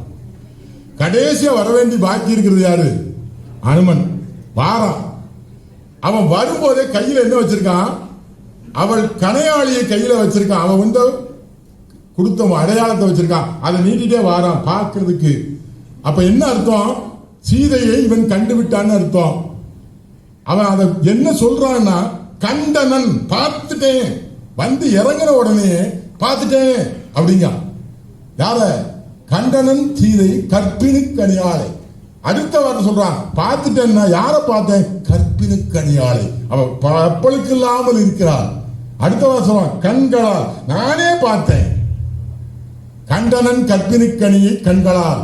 அதனாலதான் அவனுக்கு பேரு சொல்லின்னு செல்வன். இந்த கண்டனன் கற்பினி கனியை கண்களால் 3 மணி நேரம் கிளாஸ் நடத்திருக்காரு அந்த சண்முகடிவில். எங்களுக்கு நாங்க படிக்கும்போது தமிழ் ஆசிரியர் 3 மணி நேரம் கண்டனன் கற்பினி கனியை கண்களால் என்கிறத மட்டும் ஒரு 3 மணி நேரம் கிளாஸ் நடத்திருப்பார். அதனாலதான் என்ன ஆயிட்டு, அது அவ்வளவோ அப்படியே மக்காகல, அப்படியே ஏறிட்டு. அதுக்கு பேர் மக்கப் இல்லை, அப்படியே ஏறிடுது. எப்ப ஏற ஆரம்பிக்குன்னா அப்பதான் ஏற ஆரம்பிக்கும். ஓ Daniel, come to the rescue of this justice. இது எங்க வருது? ஓ Daniel, come to the rescue of justice. நீதியை காப்பாற்ற வந்த நீதியின் தேவதையே. ஷேக்ஸ்பியர் எழுதின மெர்ச்சன்ட் ஆஃப் வெனிஸ். போர்ஷியாங்கிற உள்ள வந்த உடனே ஷைலக் அவளை பார்த்து சொல்லுவான், oh Daniel, come to the rescue of justice அப்படிமா. இதெல்லாம் நடத்தும் போது அவன் நடத்துறதுனால எனக்கு ஏறினது. ஆசிரியர் என்பவர் நடத்தும் பொழுது அதை ஏற்ற வேண்டும், அதை நடத்துற விதமாக நடத்த வேண்டும். அப்ப அதையெல்லாம் நம்ம நடத்தும் போது நம்ம என்ன செய்யறோம்? இந்த கிளாஸ் நடத்துறோம் இல்லையா? முதல்ல எதுக்கு கிளாஸ் நடத்துறோம்? ஏன் இந்த பிகாம் எல்லாம் ஒண்ணு நீங்க கிளாஸ்ல படிச்சுதான் பாஸ் ஆகணுங்கிறதெல்லாம் ஒண்ணும் இல்லை. பஜார்ல ஒரு 10 நோட்ஸை வாங்கி எழுதி படிச்சு பார்த்து சொன்னா பாஸ் பண்ணி போயிடலாம், இதோட நல்ல மார்க் வாங்கிடலாம். இங்க வர சொல்லி கிளாஸ் நடத்துறோம். எதுக்கு பாங்க வர சொல்லி கிளாஸ் நடத்துறோம்? எதுக்கு? சும்மா தைரியமா சொல்லு ரெட் ஷர்ட், எதுக்கு வர சொல்லி கிளாஸ் நடத்துறோம் சொல்லு. ஓ, என்ஜாய்மெண்ட்டுக்கு தான் வர சொல்றோம். இல்ல, அது ஒரு நல்ல கருத்து தான். நாங்கெல்லாம் என்ஜாய்மெண்ட்டுக்கு கிளாஸுக்குலாம் வர வேண்டியதில்லை, வீட்லயே என்ஜாய்மெண்ட் இருக்கும். ஏன்னா 6 பிள்ளை இருந்தது. சண்டை, வெட்டு, குத்து, ஜாலியா விளையாடுறதெல்லாம் வீட்லயே நடக்கும். இப்ப அதெல்லாம் கிடையாது. உனக்கு என்ஜாய்மெண்ட் இங்க வந்தா தான் உண்டு. அது ஒண்ணு. செகண்ட் திங், முதல்ல உங்களுக்கு வர சொல்றதே எதுக்குன்னா, டு நோ பங்க்சுவாலிட்டி. டயத்துக்கு எந்த காரியத்தை செய்யறது. 10 மணிக்கு பெல் அடிச்சோன்னா உள்ள வரணுமா? கரெக்டா உள்ள வரணும். ட்ரெஸ்ஸிங் சென்ஸ், ட்ரெஸ் போட்டு வர்றது. என்ன கலர் ட்ரெஸ்ஸும் போட்டு வா, எப்படி வேணாலும் வா. டீசென்ட்லி ட்ரெஸ்ட். எப்படி டீசெண்டா இருக்கணும்னு உனக்கு சொல்லிக் கொடுக்கணும். எப்படி நடக்க வேண்டும். எனக்கு இன்னும் பெரிய கஷ்டம் அதான், நடக்க தெரியாது நம்ம பையனுக்கு. இப்படியே நடப்பான்.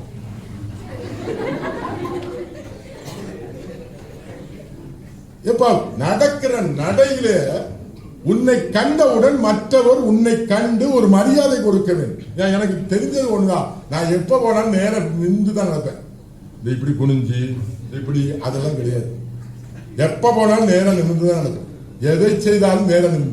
நேருக்கு நேராக ஒருத்தரை பார்த்துட்டியார், நேருக்கு நேராக ஒருத்தரை பார்த்து விட்டோம் என்றால் பாதி பயம் நமக்கு போயிடும். ஐ டு ஐ கான்டாக்ட். இங்க இருந்து நான் பேசும்போதே ஒருத்தரை பார்க்கணும் இல்ல, கடைசியில் இருக்கிற வரை கண்ணோடு கண் நான் பார்த்து கொண்டிருக்கிறேன் ஒவ்வொருவரும். ஆனா எனக்கு ரொம்ப பிடிச்சது யாரு? லாஸ்ட் பெஞ்சர்ஸ், கடைசி பெஞ்சுக்காரங்க ரொம்ப பிடிக்கும்.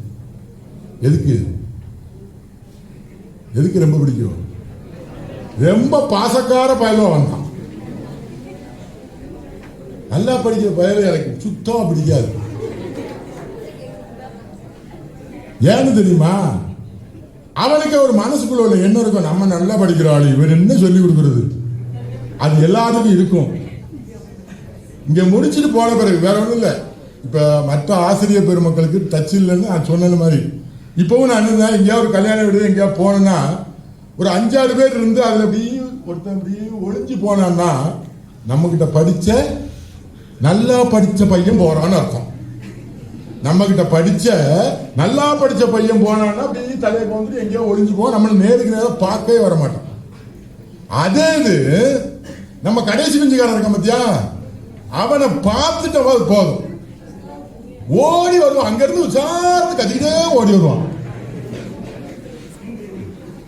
கோர்ட்டுக்கு எதிர்த்தாப்புல இந்த தீபாவளிக்கு ஒரு 4 நாளைக்கு முன்னால கோர்ட்டுக்கு எடுத்தாலும் வண்டியை விட்டுட்டு ஆபீஸுக்காக நடந்து வாரேன். அந்த ஜெயன் டெக்ஸ்டைல் வாசல்ல வந்து ஒரு டிவிஎஸ் 50 கொண்டு வந்து விடுறான். விட்டவன் அவன் பொண்டாட்டிட்ட பாதி வண்டி விட்டுட்டு சாரு கத்திட்டே ஓடி வரான். தாட்டி வச்சிருக்கான், அப்படி இருக்கான், ஓடி வந்தான்.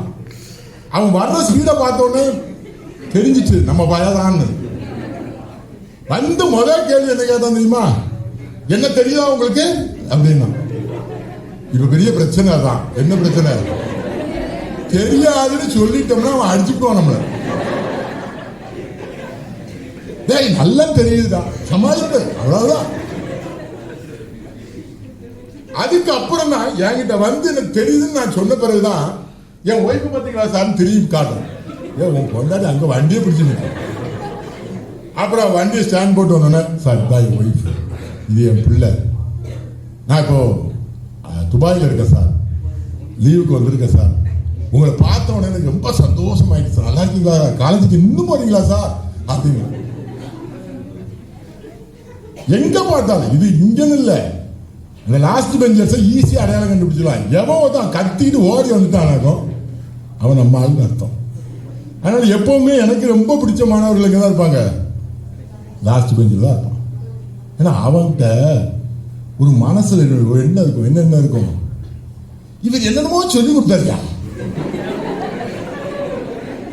பாடத்தை தவிர நிறைய விஷயம் சொன்னாரியா. நான் எப்பவும் சொல்றதா, பாடங்கிறது படிச்சுக்கலாம்டா, எப்பனாலும் படிச்சுக்கலாம். ஆனா மனித வாழ்வுக்கு தேவையான இந்த விஷயங்களை உங்களுக்கு சொல்லிக் கொடுக்குறேன்.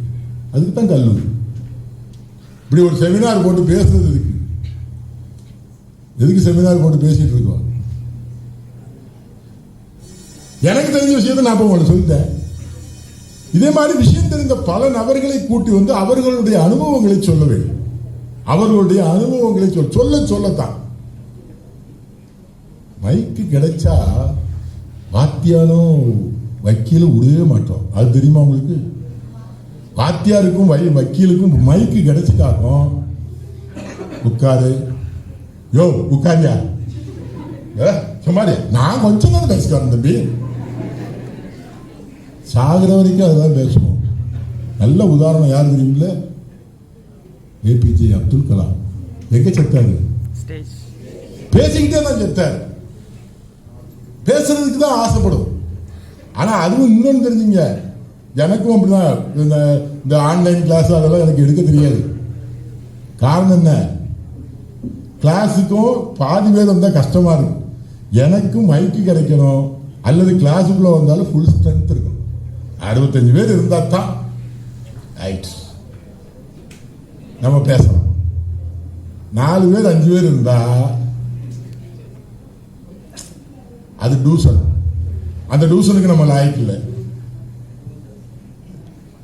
சொல்லிக் கொடுக்கிறது, இந்த செமினார்கள் வைக்கிறது, பல கருத்துக்கள் உங்களுக்கு வந்து சேருங்க. நமக்கு என்ன கருத்து இன்னைக்கு வந்து உங்களுக்கு சேர்ந்திருக்கு? நல்ல தலைவராக வேண்டும். நல்ல தலைவராக என்ன செய்யணும்? நல்லா படிக்கணும், முன்னால இருக்கணும், அப்படித்தானே? இல்ல, நல்ல பேச தெரிந்திருக்க வேண்டும். இப்போ ஒரு நேத்தம் முந்தானால ஒரு புது கவிதை படித்தேன். பள்ளிக்கூடத்தில் நன்றாக படித்தவன் பாடம் நடத்தி கொண்டு இருக்கிறான்.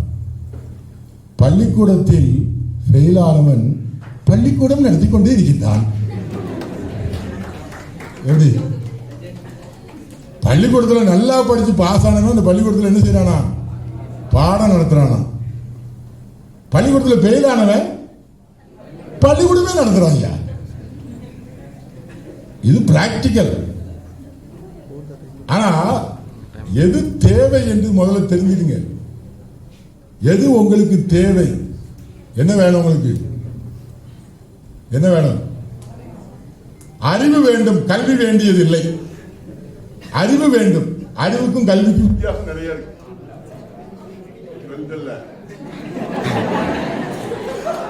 முடி மணிக்க கட் பண்ணா இவன் விடுவான்.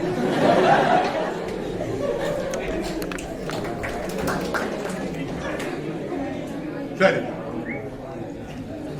அதாவது சரி பரவாயில்ல. எனக்கு இந்த கூட்டத்தில் இவ்வளவு சவுண்ட், நம்ம சவுண்ட் வந்து பழகிட்டு. அறிவு மட்டும் தேவை. கல்வி வந்து பெரிய அடிப்படை தேவை. எழுத தெரியணும், படிக்க தெரியணும்.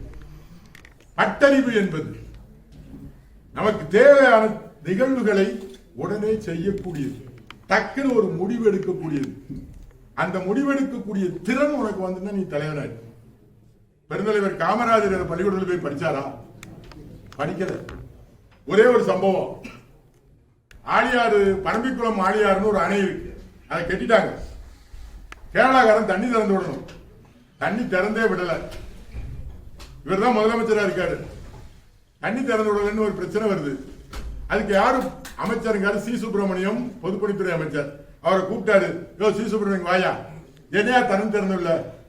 அவர் உடனே சொன்னாரு, இரு மாநிலத்துக்கிடையே உள்ள பிரச்சனை, முதலில் அதிகாரிகள் மட்டத்தில் பேச்சுவார்த்தை, அப்புறம் பேச்சுவார்த்தை, அதுக்கப்புறம் 2 அமைச்சர்கள் பேச்சுவார்த்தை. இவர் உடனே காமராஜர் நிறுத்து, தண்ணி திறந்து விடுதானப்பா சொன்னேன், இவ்வளவு பேச்சுவார்த்தைங்க இல்ல. அதுக்கப்புறம் தான் நீங்க போடியா போன நம்பூதிரி பாரு, அவன் தான் அங்க சீஃப் மினிஸ்டர், போட அவனுக்கு போனாரு, போட்டான், எடுத்தாரு.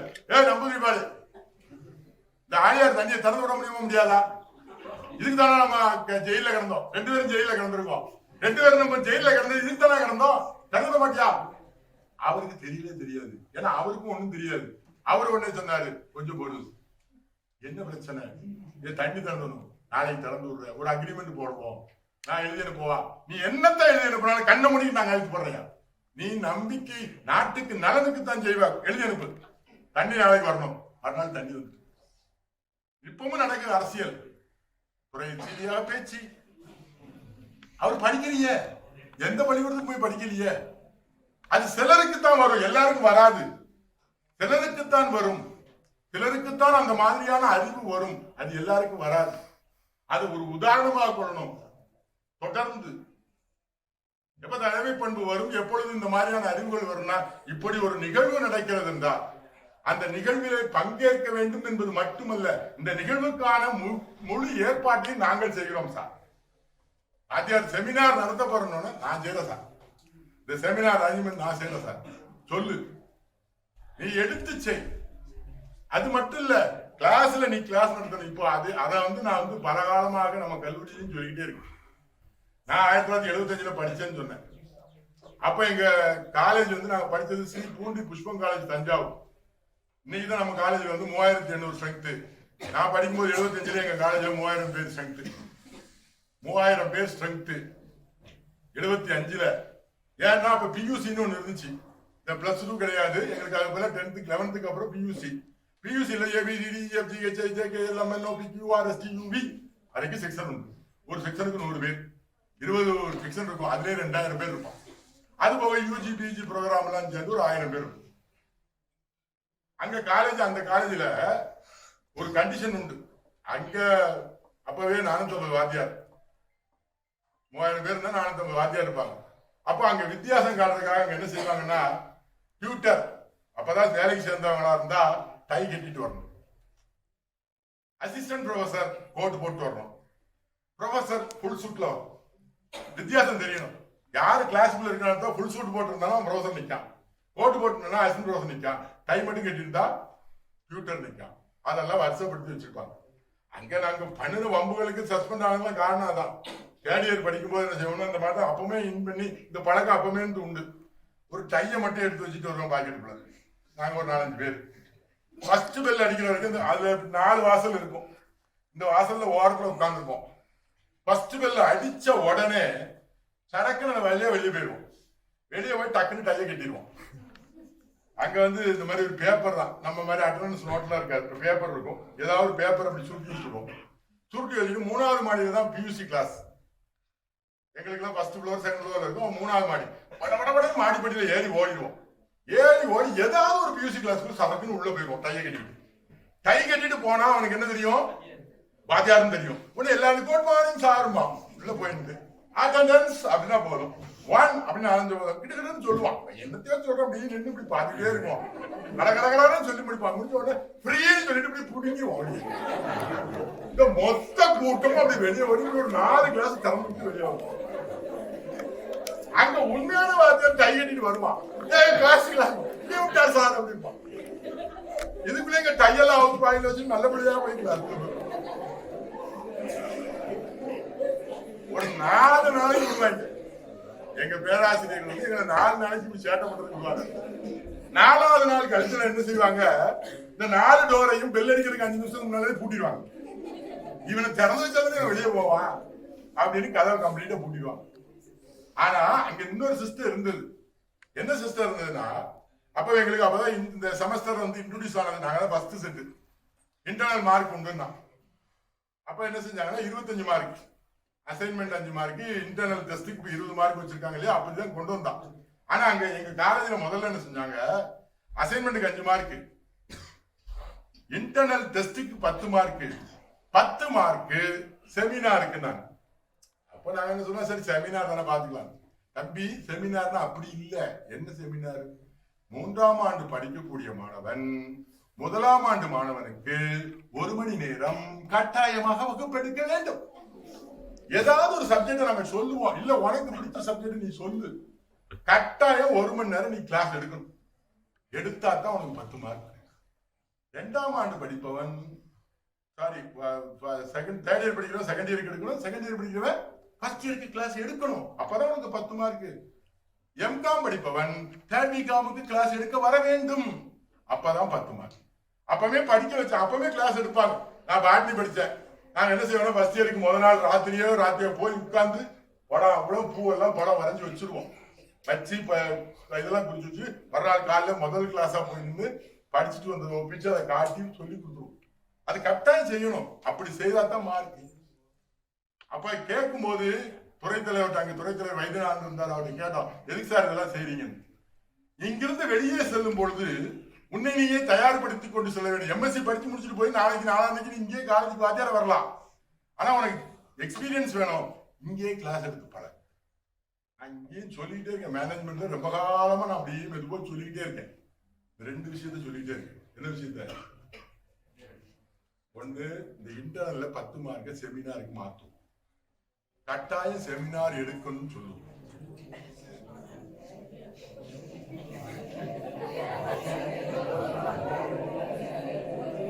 சரியா போச்சு. ஒரு சின்ன விஷயம். கோவிந்தமாலை ஆயத்தினார் காலேஜில் ஜெயலட்சுமி நம்ம காமர்ஸ் டிபார்ட்மெண்ட்ல ஒரு பொண்ணு வேலை பார்த்துட்டு இருக்காங்க. இப்ப ப்ரொஃபஸரா ஜெயலட்சுமி ப்ரொஃபஸரா இருக்கா. இங்க பிகாமும் எம்காமும் இங்க படிச்சா. இங்க படிக்கும்போது இந்த மாதிரிதான் செமினார் எடுக்க வேண்டும் சொன்னா எனக்கு ஒரு நாள் கோவம். அவ படிக்கிறது நல்லா படிப்பா. ஆனா வாயை திறந்து ஒரு நாள் நான் பார்த்ததே கிடையாது. அவ குரல் எப்படி இருக்கும் கூட எனக்கு தெரியாது. அட்டெண்டன்ஸ் கூப்பிட்ட விட ஜெயலட்சுமி தான் எந்திரிச்சுன்னு சரின்னு போட்டோம். எனக்கு ஒரு ஆசை வந்துட்டு, அம்மாங்க வா, உனக்கு 10 மார்க் இல்ல 20 மார்க் நான் போட்டுறேன். 1 மணி நேரம் நீ கட்டாயமாக கிளாஸ் நடத்தணும், இங்கிலீஷ்ல நடத்தணும். அழுதா உரண்டா பிறண்டா என்னென்னமோ வித்தையெல்லாம் வச்சா. சொல்லிட்டு சொன்னா, டைரக்டர்கிட்ட சொன்னா, எல்லாத்தையும் சொன்னா. எல்லாரும் என்ன சொன்னாங்க, எனக்கு தெரியாது, நான் அவளுக்கு 20 மார்க் போட முடியாது. கைலாக்கு அவ கடைசியில காம்ப்ரமைஸ் என்கிட்டே வந்தா. அவங்க அம்மாவையும் அப்பாவையும் கூப்பிட்டு வந்தா. காம்ப்ரமைஸ் சார் 10 நிமிஷம் பேசுவா, நோட்டை படிப்பான். சரின்னு இங்கிலீஷ் நோட்ஸை எடுத்து 10 நிமிஷம் படித்தா. 2 நாள் படிச்சா, 3ஆவது நாள் படிச்சா. இப்ப என்ன வேலை பார்த்தா காமர்ஸ்ல ப்ரொஃபஸரா இருக்கா. இப்பவும் அவர்கிட்ட போய் கேட்டா, சார் அன்னைக்கு படிக்க வச்சாரு, வேற வழி இல்லை, இப்ப படிக்க ஆரம்பிச்சுட்டா. அவ்வளவுதான். ஒரு சிம்பிள் திங். வேற வழியில 10 மார்க் கிடைக்கும், படிச்சாதான் கிடைக்கும், பேசினாதான் கிடைக்கும்னா என்ன செய்வீங்க?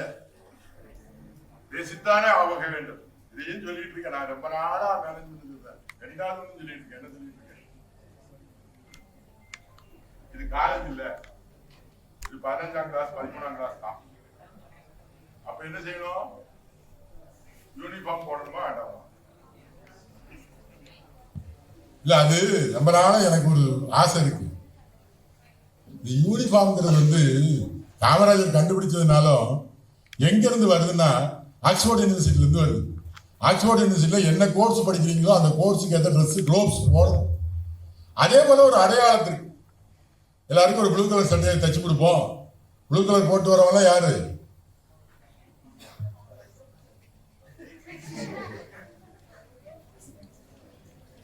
பிகாம் படிப்பவர்கள் இல்ல ப்ரொஃபஸர்களுக்கு தப்பா நினைக்கூடாது. ப்ரொஃபஸர் எல்லாரும் இருக்காங்கன்னு சொல்லியிருந்தேன். அந்த கோர்ட்டு சிஸ்டத்தை நான் ரொம்ப நாளா சொல்லிக்கிட்டே இருக்கேன். பிரசிடென்ட்டை பார்க்கும் போதெல்லாம் மெதுவாக அப்படியே குத்திக்கிட்டே இருக்கேன். இந்த கோர்ட்டு ஒவ்வொரு வாதியார் கோட்டு போட்டு வர்றது, ஷூ போட்டு வர்றது, அது சொல்லிக்கிட்டே இருக்கேன். ரொம்ப நாளா சொல்லிட்டு இருக்கேன்.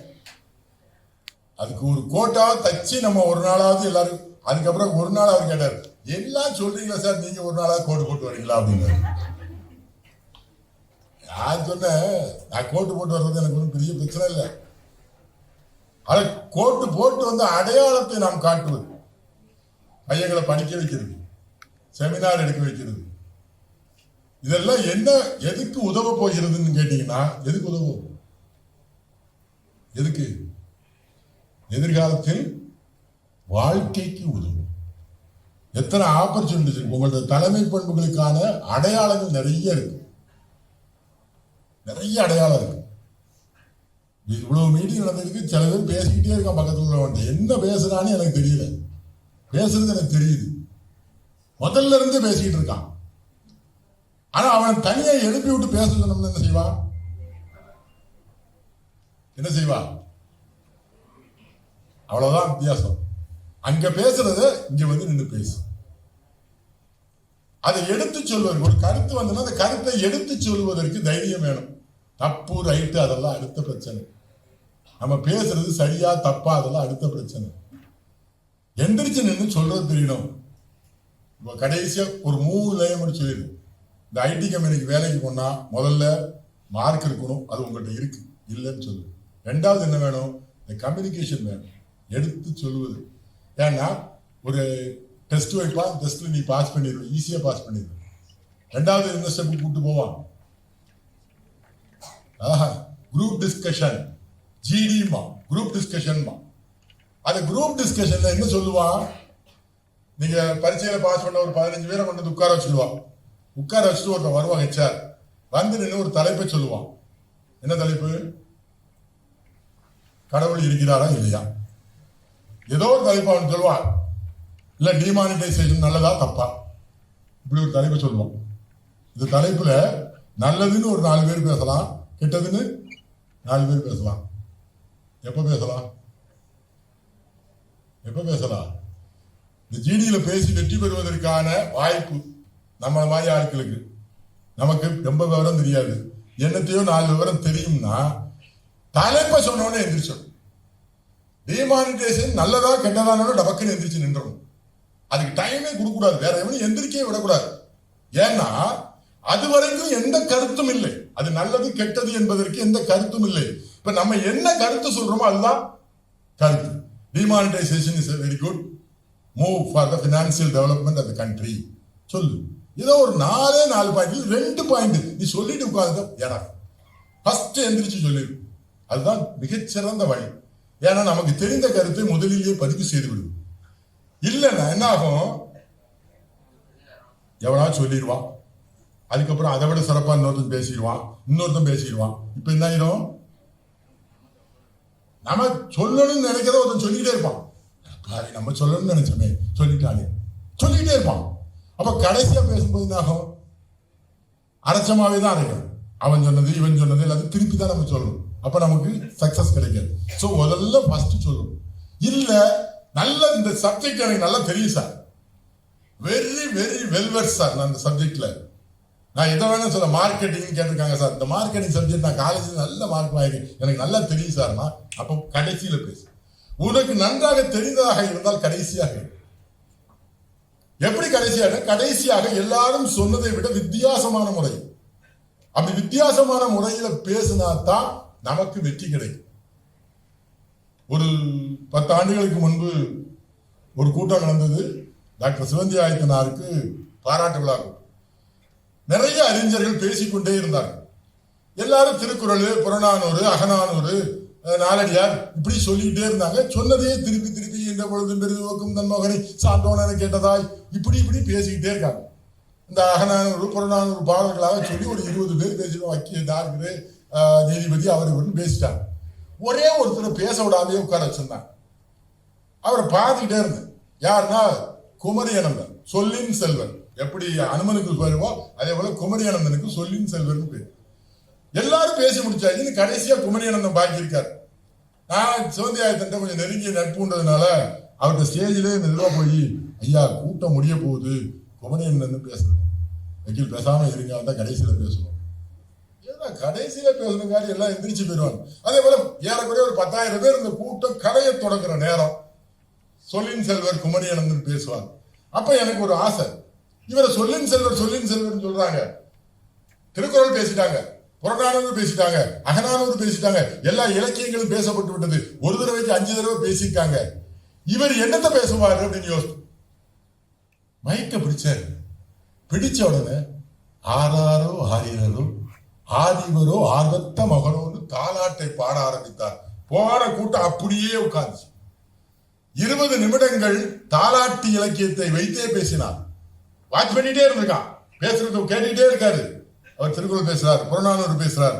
இதை திருப்பி பேசணும்னா அரைச்சமாவ அரைச்சதாக ஆகும். நாம் இதையெல்லாம் தொடாத ஒரு விஷயத்தை, புதிய விஷயத்தை சொல்ல வேண்டும். தாலாட்டு இலக்கியத்தை சொன்ன அது மாதிரி குரூப் டிஸ்கஷன்ல நல்லா எனக்கு சப்ஜெக்ட் தெரியுமா, எல்லாரும் பேசுறதை விட நான் வித்தியாசமாக பேச முடியும் என்று நினைத்தால் கடைசியில் பேசு. அப்படி இல்லைன்னா எப்ப பேசிடணும், சொன்ன உடனே எந்திரிச்சு நின்று பேசி. அதுதான் குரூப் டிஸ்கஷன் வெற்றி. கேரியர் ஸ்கில் அது ஒரு ஸ்கில்.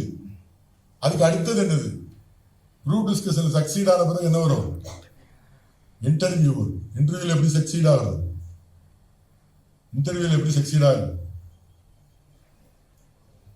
இன்டர்வியூல எப்படி சார் வெற்றி பெறுவது. இன்டர்வியூக்கு எத்தனை மார்க், 50 மார்க்.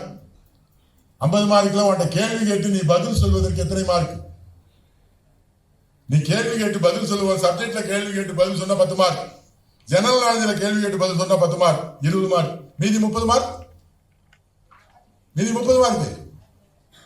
எல்லா இன்டர்வியூ போர்ட்லயும் 3 பேர் இருப்பான். ஒருத்தர் சப்ஜெக்ட் எக்ஸ்பர்ட், நீ காமர்ஸ்னா காமர்ஸ் எக்ஸ்பர்ட் ஒருத்தர் உட்கார்ந்துருப்பான், இன்னொருத்தர் ஜெனரல் நாலேஜ் எக்ஸ்பர்ட் உட்கார்ந்துருப்பான், 3வது ஒருத்தர் உட்கார்ந்துருப்பான். யாரு அவன், கேள்வியே ஒரு இன்டர்வியூ போர்ட்லயும் கேட்க மாட்டான், ஆனா அவன் தான் மார்க் 30 மார்க் கேள்வி வச்சிருப்பான். யார் அவன், டிசிப்ளின் இல்லது, personality. How you are entering, how you are dressed, how you are sit, how you behave. இதுதான் பார்ப்பான். உன்னுடைய தோற்றம் என்ன, உன்னுடைய நடை உடை பாவனை என்ன, உன்னுடைய பேச்சு எப்படி இருக்கிறது, நீ உட்காரும் ஸ்டைல் எப்படி இருக்கு, அவ்வளவுதான். அந்த டோர்ல இருந்து நீ அந்த இன்டர்வியூ டேபிளுக்கு வரும்போது நீ நடந்து வர்ற ஸ்டைல். நம்மளால பாதி பேர் எப்படி நடந்து வருவான், பையில வச்சுக்கிட்டு பயத்தோடு, அதாவது வந்து உட்காரும் போதே வேர்த்திட்டே வருவான். இது ஒன்றுக்கு லாயக்கு. இன்னும் சிலது வரும், என்ன சில வரும் அப்படியே வரும். அது என்னது, எதுக்கு கேஷுவலா நடந்துவா. நான் அதை சொல்ல, கேஷுவலா நின்று அது வாட்டு ஜாலியா நடந்துவான். ட்ரெஸ் அங்க போகும்போது எந்த ட்ரெஸ் போடணும், இப்படி அடிக்கிற காலம் ட்ரெஸ் போடக்கூடாது. அதுக்கு ட்ரெஸ்ஸிங் சென்ஸ் வேணும். உட்கார்றது எப்படி உட்காரணும், எப்படி உட்கார வேண்டும். எனக்கு தெரிஞ்சு இந்த சேர்ல உட்காரும் போது உட்கார்ந்து எப்படி காலை தூக்கி போடுவான். இப்படி காலை தூக்கி போட்டதுனால பெரிய பதவி இழந்த நபர்களை எல்லாம் எனக்கு தெரியும். சபை அடக்கம். நீ யாரா இருக்கட்டும், நான் எவ்வளவு பெரிய ஆளா இருக்கலாம், இதுல வந்து கேட்கறது உட்கார்ந்துட்டேன்னா, இங்க வந்து உட்கார்ந்தா எப்படி உட்கார்ந்துக்கலாம், இதுல வந்து நான் கேட்கறது உட்கார்ந்தா யார் மாதிரி தான் உட்கார்ந்துருக்கணும், உன்னை போலத்தான் உட்கார்ந்துருக்கணும். அங்கே நான் ஜஸ்ட் லிசனர், நான் கேட்பவன். அதற்கென்று ஒரு அடக்கம் இருக்கிறது, அப்படித்தான் உட்காரணும். அப்ப எப்படி சார் உட்கார்றது, சாதாரணமா ஜெனரலா உட்காரு. இந்த பாதி பேர் காலை இந்த சேருக்கு அடியில போயிடும், கால் டபக்குன்னு உள்ள, இல்ல கிராஸ் லெக் போட்டுருவா, அது எல்லாம் ஆகாது. அதெல்லாம் பார்ப்பான். நடை உடை பாவனை, அதுக்கு 10 மார்க்கு. அதுக்கப்புறம் நீ எப்படி பிஹேவ் பண்ற, போய் உட்கார்ந்தவன போனவன டேபிள் கிட்ட போனவன சேர் இருக்கும், நம்மளால என்ன செய்வான், சடக்குன்னு சேர் எடுத்து போட்டு உட்கார. என்ன செய்யணும், முதல்ல எந்த இன்டர்வியூ போனாலும் என்ன செய்யணும், உட்காரக்கூடாது, கேட்கவும் கூடாது, நிக்கணும். நின்று ஒரு 5 நிமிஷம் கழிச்சுதான், shall I take my seat sir, கேட்கணும். அடிமைகளை எதிர்பார்ப்பார்கள் கார்பரேட்ல. எந்த நிறுவனமாக இருந்தாலும் நான் சொல்லும் வேலையை இவன் செய்வானா என்று எதிர்பார்ப்பார்கள். அப்போ அங்க வந்து சாதாரண டவக்கில் உட்கார்ந்தாலும் இவன் நமக்கு தேர மாட்டான்னு அர்த்தம். கேட்டுட்டு உட்காரணும்.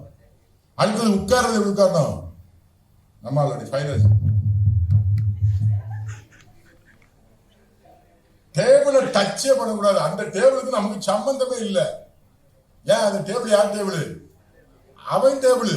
அவன் டேபிள் நம்ம டச் பண்ணக்கூடாது. ஜெனரலா. மூணாவது ஆன்சரிங் மோட்.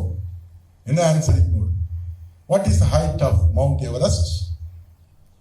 எவரெஸ்ட் மலையினுடைய சிகரத்தினுடைய உயரம் எவ்வளவு? 8,000 something. 8,248 feet மீட்டர் ஏதோ ஒன்று இருக்கும். சொல்லப்படாது. என்ன சொல்லணும்? Sorry sir, I don't know. தெளிவாக தெரியும். அது கரெக்டா 8,248 நல்லா தெரியும். சொல்லு.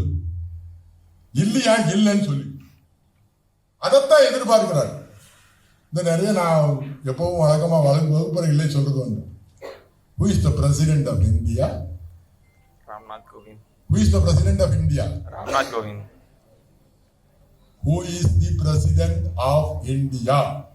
இன்டர்வியூல கேட்கன்னு வச்சுக்க. Who is the president of India? Ramnath Kovind. Ramnath. இதுக்கு ஐ டோன்ட் நோன்னு சொன்னா நீ இந்தியாவில் இருக்கிறதுக்கே தகுதியற்றவராங்க. யாரு இந்தியன் பிரசிடென்ட்? யாரு? ராம்நாத் கோவிந்த். யாரு? யாரு? சும்மா சொல்லுங்க. யாரு?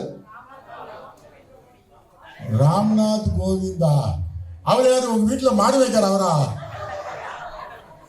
இல்ல, எனக்கு புரியல. ராம்நாத் கோவிந்தா உங்க வீட்டுல மாடு வைக்காரு அவரா? யார கேட்டுட்டு இருக்கா? பிரசிடென்ட் ஆஃப் இந்தியாவை கேட்க. எல்கேஜி பிள்ளைகிட்ட போய் who is our president of India அந்த குழந்தை ராமநாத் கோவிந்த்னு சொல்லிச்சுன்னா கைதட்டிடுவேன். நான் கேட்கறது யார்கிட்ட கேட்டுட்டு இருக்கேன்? Graduates. What will be your answer? சும்மா கேட்கல. இன்டர்வியூல இதை எதுக்கு கேட்காங்க நல்லா யோசிங்க. இது தெரியும் எல்லாருக்கும் பதில். ராம்நாத் கோவிந்த்ங்கிறது தான் பிரசிடென்ட் ஆஃப் இந்தியான்னு தெரியும். ஆனா எதுக்கு நாங்க உங்கள்ட்ட கேட்கிறோம்? மிஸ்டர் இல்ல, அதுக்குன்னு ஒரு புரோட்டோகால் இருக்கு. இந்தியாவில் பிரசிடென்டை சொல்லுவதற்கு மட்டும் என்று ஒரு புரோட்டோகால் இருக்கிறது. அந்த புரோட்டோகால் உனக்கு தெரிந்திருக்க வேண்டும். என்ன புரோட்டோகால்? சொல்லு. சும்மா சொல்லு. உனக்கு சொல்லி கொடுத்துருக்கல உங்களுக்குலாம். அதுக்கு முன்னால ஒரு வார்த்தையை விட்டுட்ட. அதான் ஒரே வார்த்தை. அந்த வார்த்தை இல்லாமல் பிரசிடென்டை நீங்க அட்ரஸ் பண்ணவே கூடாது. His Excellency. அந்த வார்த்தை கரெக்டா இருக்கணும். His Excellency Honorable Dr. Ramnath Kovind. இதுதான் சரியான ஆன்சர். அதுக்கு தான் உன்கிட்ட கேட்கிறது. கிராஜுவேட்டா இருக்கிற நீ இந்த His Excellency தமிழ்ல அதுக்கு பேர் மேதகு. இந்த His Excellencyங்கிறது இந்தியாவில் பிரசிடென்ட்டுக்கும் கவர்னருக்கும் மட்டும்தான் யூஸ் பண்ணணும். வேற யாருக்கும் யூஸ் பண்ணக்கூடாது. His Excellency என்பது அந்த ரெண்டு நபர்களுக்கும் உரியது. His Lordship அது சுப்ரீம் கோர்ட் ஜட்ஜுக்கு மட்டும்தான் உள்ளது. இந்த வாசகத்தை சொல்ல வேண்டும். Who is our Chief Justice of India? His Lordship Justice NV Ramana. அதுதான் ஆன்சர். NV Ramana தான் ஜஸ்டிஸ், இல்லைன்னு சொல்லல. ஆனா அதை கேட்கும் இடம் எங்கே? கேட்கக்கூடிய நபர் எங்கே? ஒரு ஸ்கூல் லெவல்ல கேட்ட 5ஆம் கிளாஸ் பிள்ளைகிட்ட கேட்டானா தப்பு இல்ல. ஒரு கிராஜுவேட்டா வரும்போது இதற்கு பதில் எப்படி சொல்ல வேண்டும் என்று உனக்கு தெரிந்திருக்கிறதா? அதனால எப்பவும் மறந்துடாதீங்க. Who is the president? எந்த இன்டர்வியூல கேட்டாலும் first you must start with His Excellency. நீ அப்புறம் என்னமும் சொல்லிக்கோ. His Excellency Honorable Doctor whatever it may be you can add. Shri ji ஹி எல்லாம் சேர்த்துக்கோ. ஆனா முதல்ல கரெக்டா என்னதான் சொல்லணும்? His Excellencyங்கிற வார்த்தை சொல்லணும். பெண்ணாக இருந்தால் Her Excellency. அந்த வாசகம் இருக்க வேண்டும். அது பிரசிடென்ட்டுக்கு மட்டும்தான். ஐயா, கவர்னருக்கும் பிரசிடென்ட்டுக்கு மட்டும்தான் அந்த வார்த்தையை பயன்படுத்த முடியும். ஏன்னா he is the supreme commando of the constitution. இந்தியாவுடைய உச்சபட்ச அதிகாரம் படைத்தவர் தான். உச்சபட்ச அதிகாரம் என்னது? இந்தியாவில் உச்சபட்ச அதிகாரம் எது? ஒருவனை கொலை செய்து விட்டால் அவனுக்கு தூக்கு தண்டனை என்று நிர்ணயிக்கப்பட்டு விட்டது. சுப்ரீம் கோர்ட் உறுதி செய்து விட்டது. அவனை வீட்டுக்கு போ, உனக்கு தூக்கு தண்டனை கிடையாது என்று சொல்லக்கூடிய அதிகாரம் யாருக்கு இருக்கு? President of India. உச்சபட்ச அதிகாரம், எல்லாத்துலயும் உச்சபட்ச அதிகாரம் அவருக்கு தான் இருக்கு. அவர் வாயிலிருந்து we declare war with அமெரிக்கான்னு சொல்லிட்டானா, அமெரிக்காவோட போர் தான் 133 கோடி இந்தியர்களுடைய குரல். அப்ப அவனுக்கு கொடுக்க வேண்டிய மரியாதை என்ன? அது உனக்கு தெரிஞ்சிருக்கா? படிச்சுட்டு வந்திருக்கானே, பிகாம் படிச்சிருக்கானே, கிராஜுவேட் ஆயிருக்கானே, இவனுக்கு இந்த பதிலை சொல்ல தெரிகிறதா? அதுக்கு தான் இந்த இன்டர்வியூல கேட்கறது. சும்மா விளையாட்டு கேட்கறது இல்லை. நிறைய பேர் வெளியே சொல்லலாம், என்னையா கேள்வி பிரசிடென்ட் மவுண்ட் எவரெஸ்ட், அது என்ன, எப்படி நீ பதில் சொல்கிறாய் என்று தெரிந்து கொள்ளத்தான். உங்களை மாதிரி தான் நான் நினைச்சேன். இன்டர்வியூ இப்படி கேட்டானுன்னு, என்ன எப்படிலாம் கேட்கா? அதுக்கப்புறம் இன்டர்வியூ நடத்துறவன்ட்ட போய் கேட்டேன், எதுக்கு இந்த கேள்வியெல்லாம் கேட்க? எதை யார் எப்படி சொல்லுகிறார்கள் என்பதை தெரிந்து கொள்வதற்கு. அதை சொல்லும் முறை தெரிகிறதா? புரோட்டோகால் இருக்கு, சில நடைமுறைகளை நாம் பின்பற்ற வேண்டும். இப்ப நீங்க இந்த டிவியில எல்லாம் பார்த்துட்டு இருக்கீங்க, பத்மஸ்ரீ விருதுகள் வாங்குறாங்கன்னு சொல்லி. பத்மஸ்ரீ விருதுல சாதாரணமா நீங்க டெல்லிக்கு போனீங்கன்னா, டெல்லிக்கு போறதுக்கு முன்னால ஒரு மெயில் போடு, நாங்க ராஷ்டிரபதியை பார்க்கணும்னு மெயில் போட்டோம்னா உனக்கு வந்துடும் பதில். நீ ராஷ்டிரபதியை பார்க்கலாம், இத்தனாம் தேதி பார்க்கலான்னு வரும். ஆனா அது பார்க்கற 14ஆம் தேதி பார்க்கலாம்னா நீ 12ஆம் தேதி அங்க இருக்க சொல்லுவான். அவனை எது தெரியுமா? அவர் இந்திய ஜனாதிபதி. அவரை நீ சந்திக்கும் போது நீ நடந்து கொள்ளும் முறையை பத்தி உனக்கு சொல்லிக் கொடுப்பான். எப்படி நீ வர வேண்டும், எந்த வழியாக நீ வர வேண்டும், எதில் நிற்க வேண்டும், எப்படி நிற்க வேண்டும். நல்ல பாரு, எந்த இது வாங்கினாலும் வாங்கிட்டு அப்படியே தான் போகணும். அவருக்கு பின்புறத்தை காட்டக்கூடாது. நீ வாங்கி விட்டு அப்படியே தான் பின்னால் செல்ல வேண்டும். அது வரைக்கும் அப்படி போய் அதுக்கப்புறம் தான் நீ திரும்பி போகணுமா. இதெல்லாம் சொல்லி கொடுப்பான். நீ சாதாரணமா போனாலும் இருக்கும். முன்னால ஆல் இந்தியா டூர்ல பையங்களை கூட்டு போகும்போது டெல்லிக்கு போனா ராஷ்டிரபதி பவனுக்கு கூட்டு போவோம். அது ராஷ்டிரபதி பவன்ல இதெல்லாம் உண்டு. இதெல்லாம் நடைமுறை. ராஷ்டிரபதி பவன்ல உள்ள நடைமுறை மிகப்பெரிய கடுமையான நடைமுறை. அந்த பதவி வந்து ஒரு பெரிய பதவி. ஆனா அது பதவியில இருக்கிறது ரொம்ப அசிங்கம். அவன் ஜோர அவன் சாப்பிட முடியாது தெரியுமா? இட்லி கொண்டு வந்து வச்சிருவாங்க, 4 இட்லி ராஷ்டிரபதிக்கு. அவர் சாப்பிடலாமா? சாப்பிடக்கூடாது. யார் சாப்பிடணும்? அதுக்கு 2 அடியாள் மாதிரி 2 பேர் இருப்பான். ஒவ்வொரு இட்லியிலும் கொஞ்சம் கொஞ்சம் துண்டு பிச்சு திப்பான். ஒரு டாக்டர் பக்கத்துல நிற்பான். இதுக்கு அவன் சாப்பிட்டு சாப்பிடானா இல்லையான்னு பார்ப்பான். எவனோ தின்னு முடிச்சு அவன் சாவலன்னு பிறகு சாப்பிடுங்க ஏம்மா, அதுக்கப்புறம் தான் இவர் சாப்பிடணும் டெய்லி. எதுக்கு? President of India. அவர் இந்தியாவின் ராஷ்டிரபதி. அந்த நீங்க அந்த ராஷ்டிரபதி பவன் உங்களுக்கு காட்டுறான் இல்லையா, அதுக்குள்ள ஏறக்குறைய ஒரு 450 குடும்பம் குடியிருக்கு. 450 குடும்பம், ஒரு கிராமம் உள்ள குடியிருக்கு.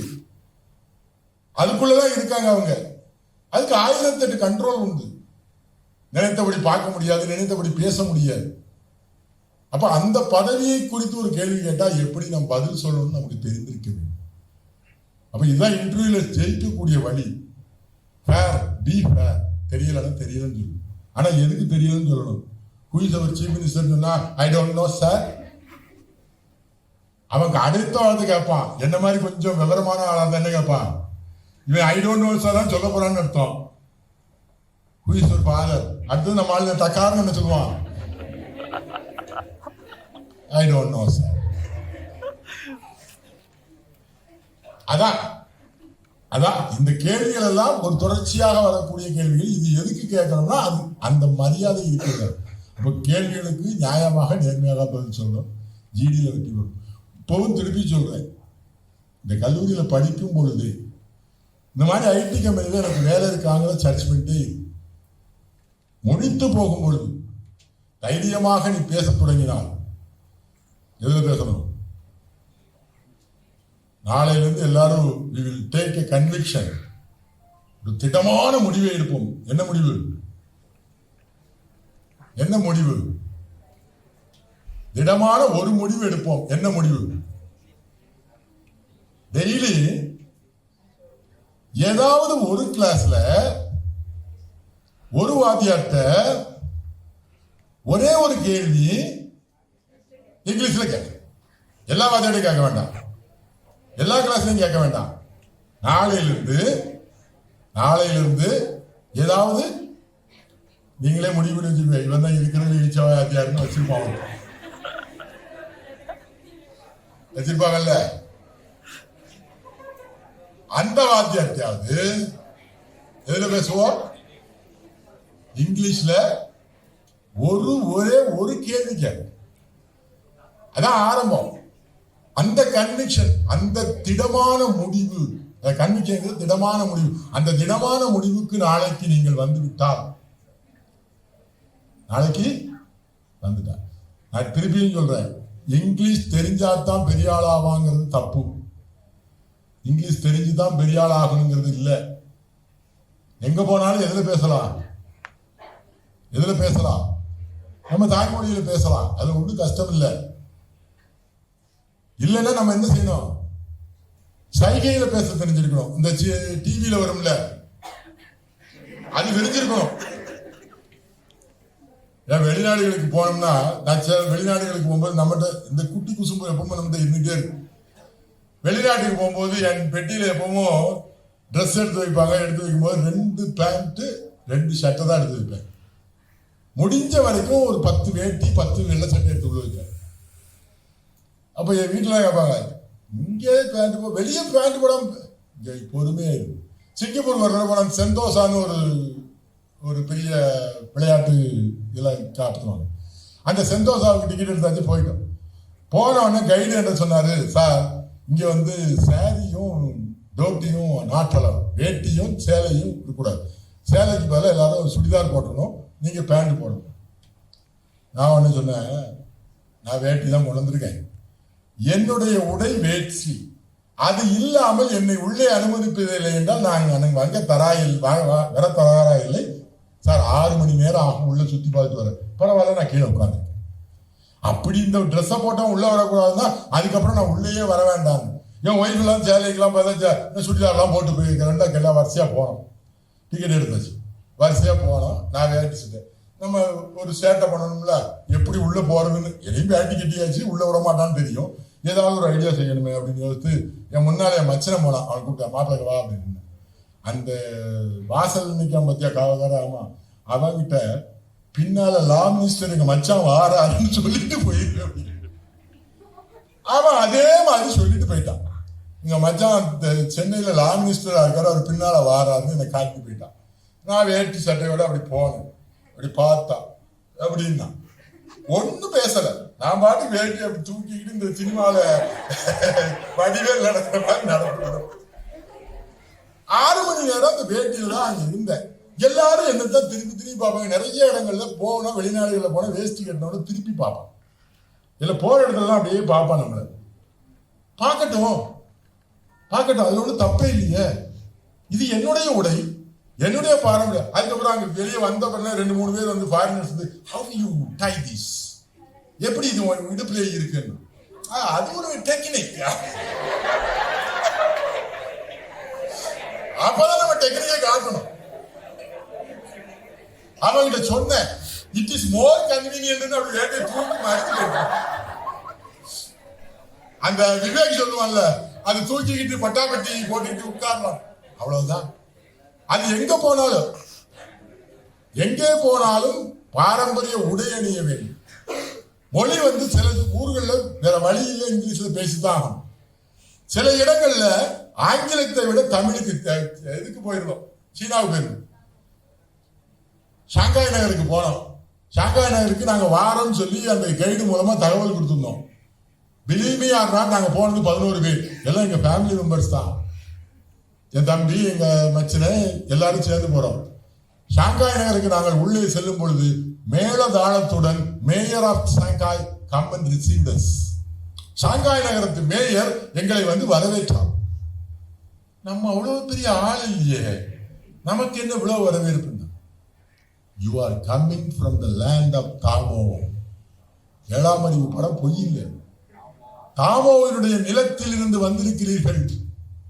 அடுத்த வார்த்தை என்ன கேட்ட, நான் வேண்டி கேட்டேன் வந்து அந்த மேயர் கேட்டாரு, how you still with India. அவன் கேட்ட வார்த்தை எனக்கு அப்படியே புல்லரிச்சு. என்ன, யூ ஆர் தமிழ், நீ தமிழர், நீ எப்படி இந்தியாவோடு இன்னும் இருக்கிறாய் அப்படின்னா. ஏன்னு, we respect Tamils. நாங்கள் உலகத்தில் முதல் முறையாக மதிப்பு கொடுப்பது தமிழன் ஒருவனுக்கு தான் மதிப்பு கொடுக்கிறோம். Why? He is our God. அவர் எங்கள் கடவுள். நினைச்சு நம்பினால் இல்ல, சீனாவில் எல்லா இடத்திலும் தாமோவுடைய சிலை இருக்கும். நம்ம ஊர்ல நம்ம கோயில்ல என்ன செய்வோம்? சூடம் காட்டுவோம், ஊதுபத்தி கொளுத்துவோம், அவன் கொளுத்துவான்.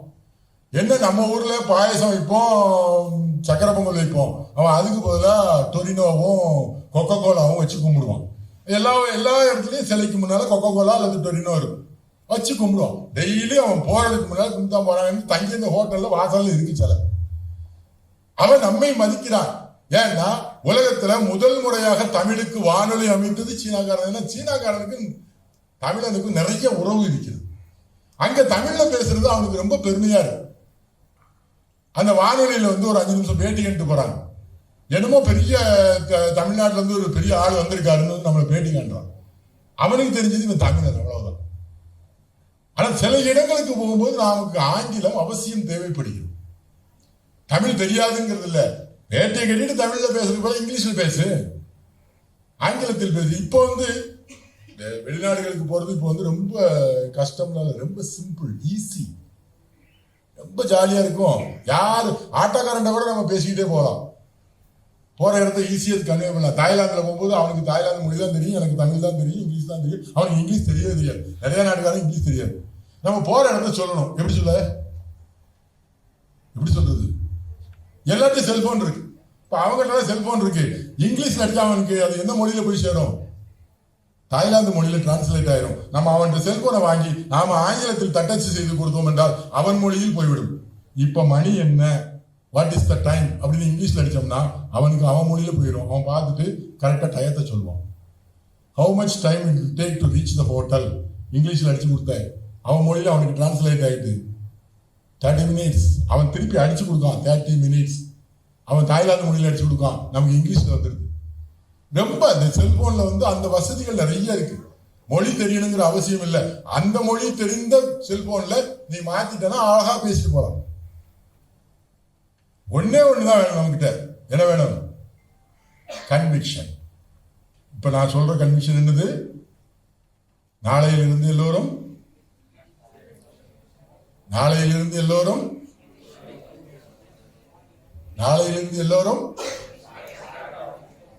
வரமாட்டேங்குது. நாளையிலிருந்து எல்லோரும்